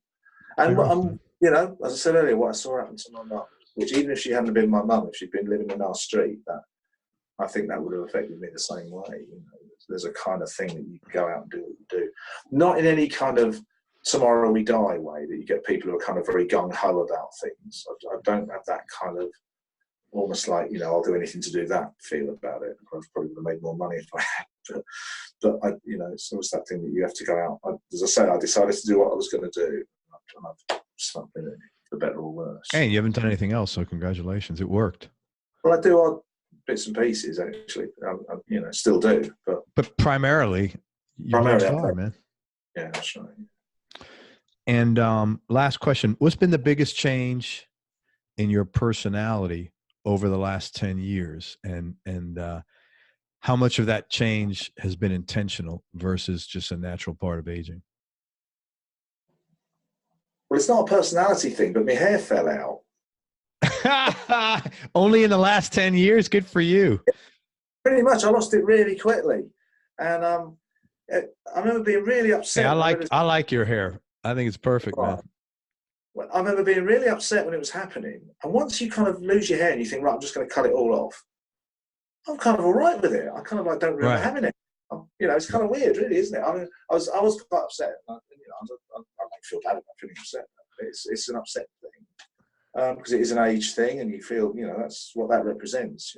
You're running out of time and running out of hair. But once it's gone, I wasn't bothered about it, actually, although I do seem to have an impressive selection of hats. Mind you, having said that, I always wore hats, so maybe that's why I always fell out. I don't know. That's an interesting thought. But, which came first, the chicken or the egg, right? That's a change. But maybe the way I've dealt with it is a change in my personality. Maybe I would have been a lot more upset as a younger person. I still get, I still have you said righteous indignation. I still have that anger about injustice, and certainly what's happening in this country at the moment with Brexit and all that is an appalling thing. So I still get annoyed about things, but as a person, I kind of feel better about being me. And I think that probably is partly an aging thing, and partly just the fact that maybe I, finally got to know myself a bit better. And I still do things that surprise myself sometimes, which is quite interesting. Which is great, man. Yeah, that's the number one thing most people have in common. I'll say the answer of I feel more comfortable in my own skin for people over age 50. That's pretty common. Not all the answers, but it's a. Yeah, I still have very awkward moments. As I say, I'm still very shy sometimes. I can hit the wall. I can actually get in a situation where I really don't know what to do. Really, so that can still be frightening and still be quite difficult to deal with, even at this stage of the game.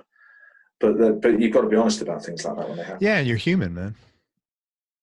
And I'm certainly that. I'm not afraid to be upset. I've never been afraid to be, to cry or whatever the term would be. I don't think that's. That's where the solos come from.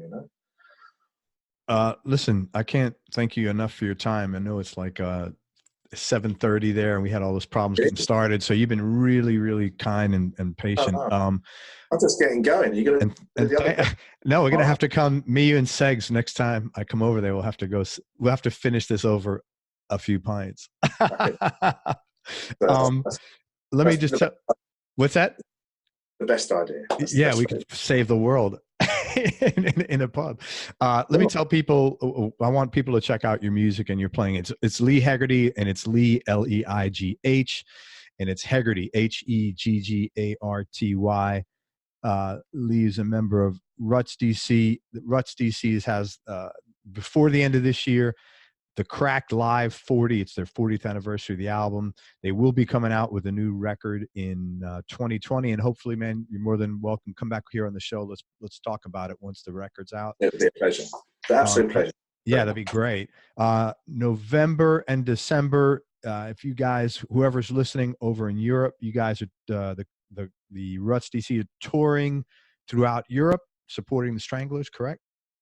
We are. We're doing most of the Stranglers European tour, and we're also doing some of our own dates, kind of in between, to try to earn enough money to do the Stranglers dates. Where is this listed? Is this listed on any websites? There's the Ruts DC Facebook page. You can just search for the Ruts or Ruts DC in there. We've got a website, rutsdc.com, which has got a gigs page, and it's also got some videos and all sorts of bits and pieces on it, which is good fun. And it's also, of course, on the Stranglers website. Stranglers.net. So there's plenty on there.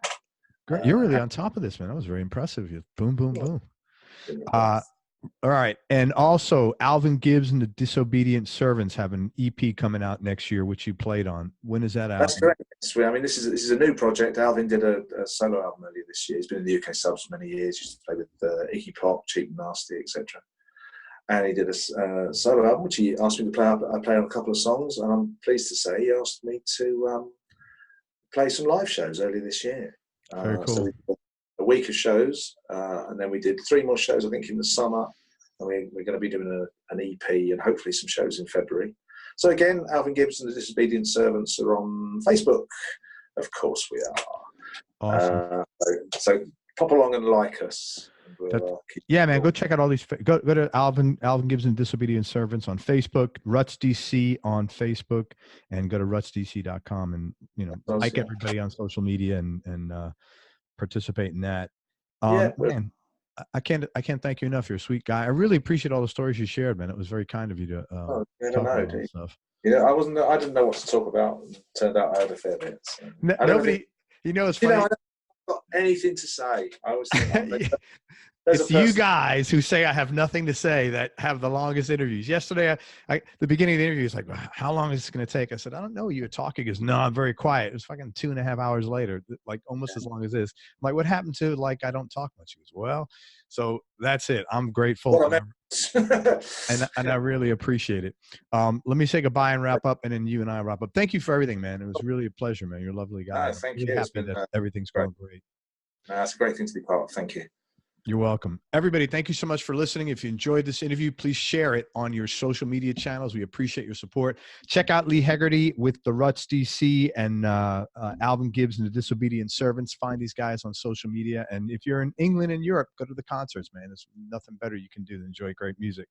Make sure you go to everyonelovesguitar.com, enter your name and email, or just your email address in the newsletter so you and I can connect. And most important, remember that happiness really is a choice, so choose wisely. Be nice, go play your guitar, and have fun. Till next time, peace and love, everybody. I'm out. Leigh, you're the best, man. Thank you for everything. Cheers.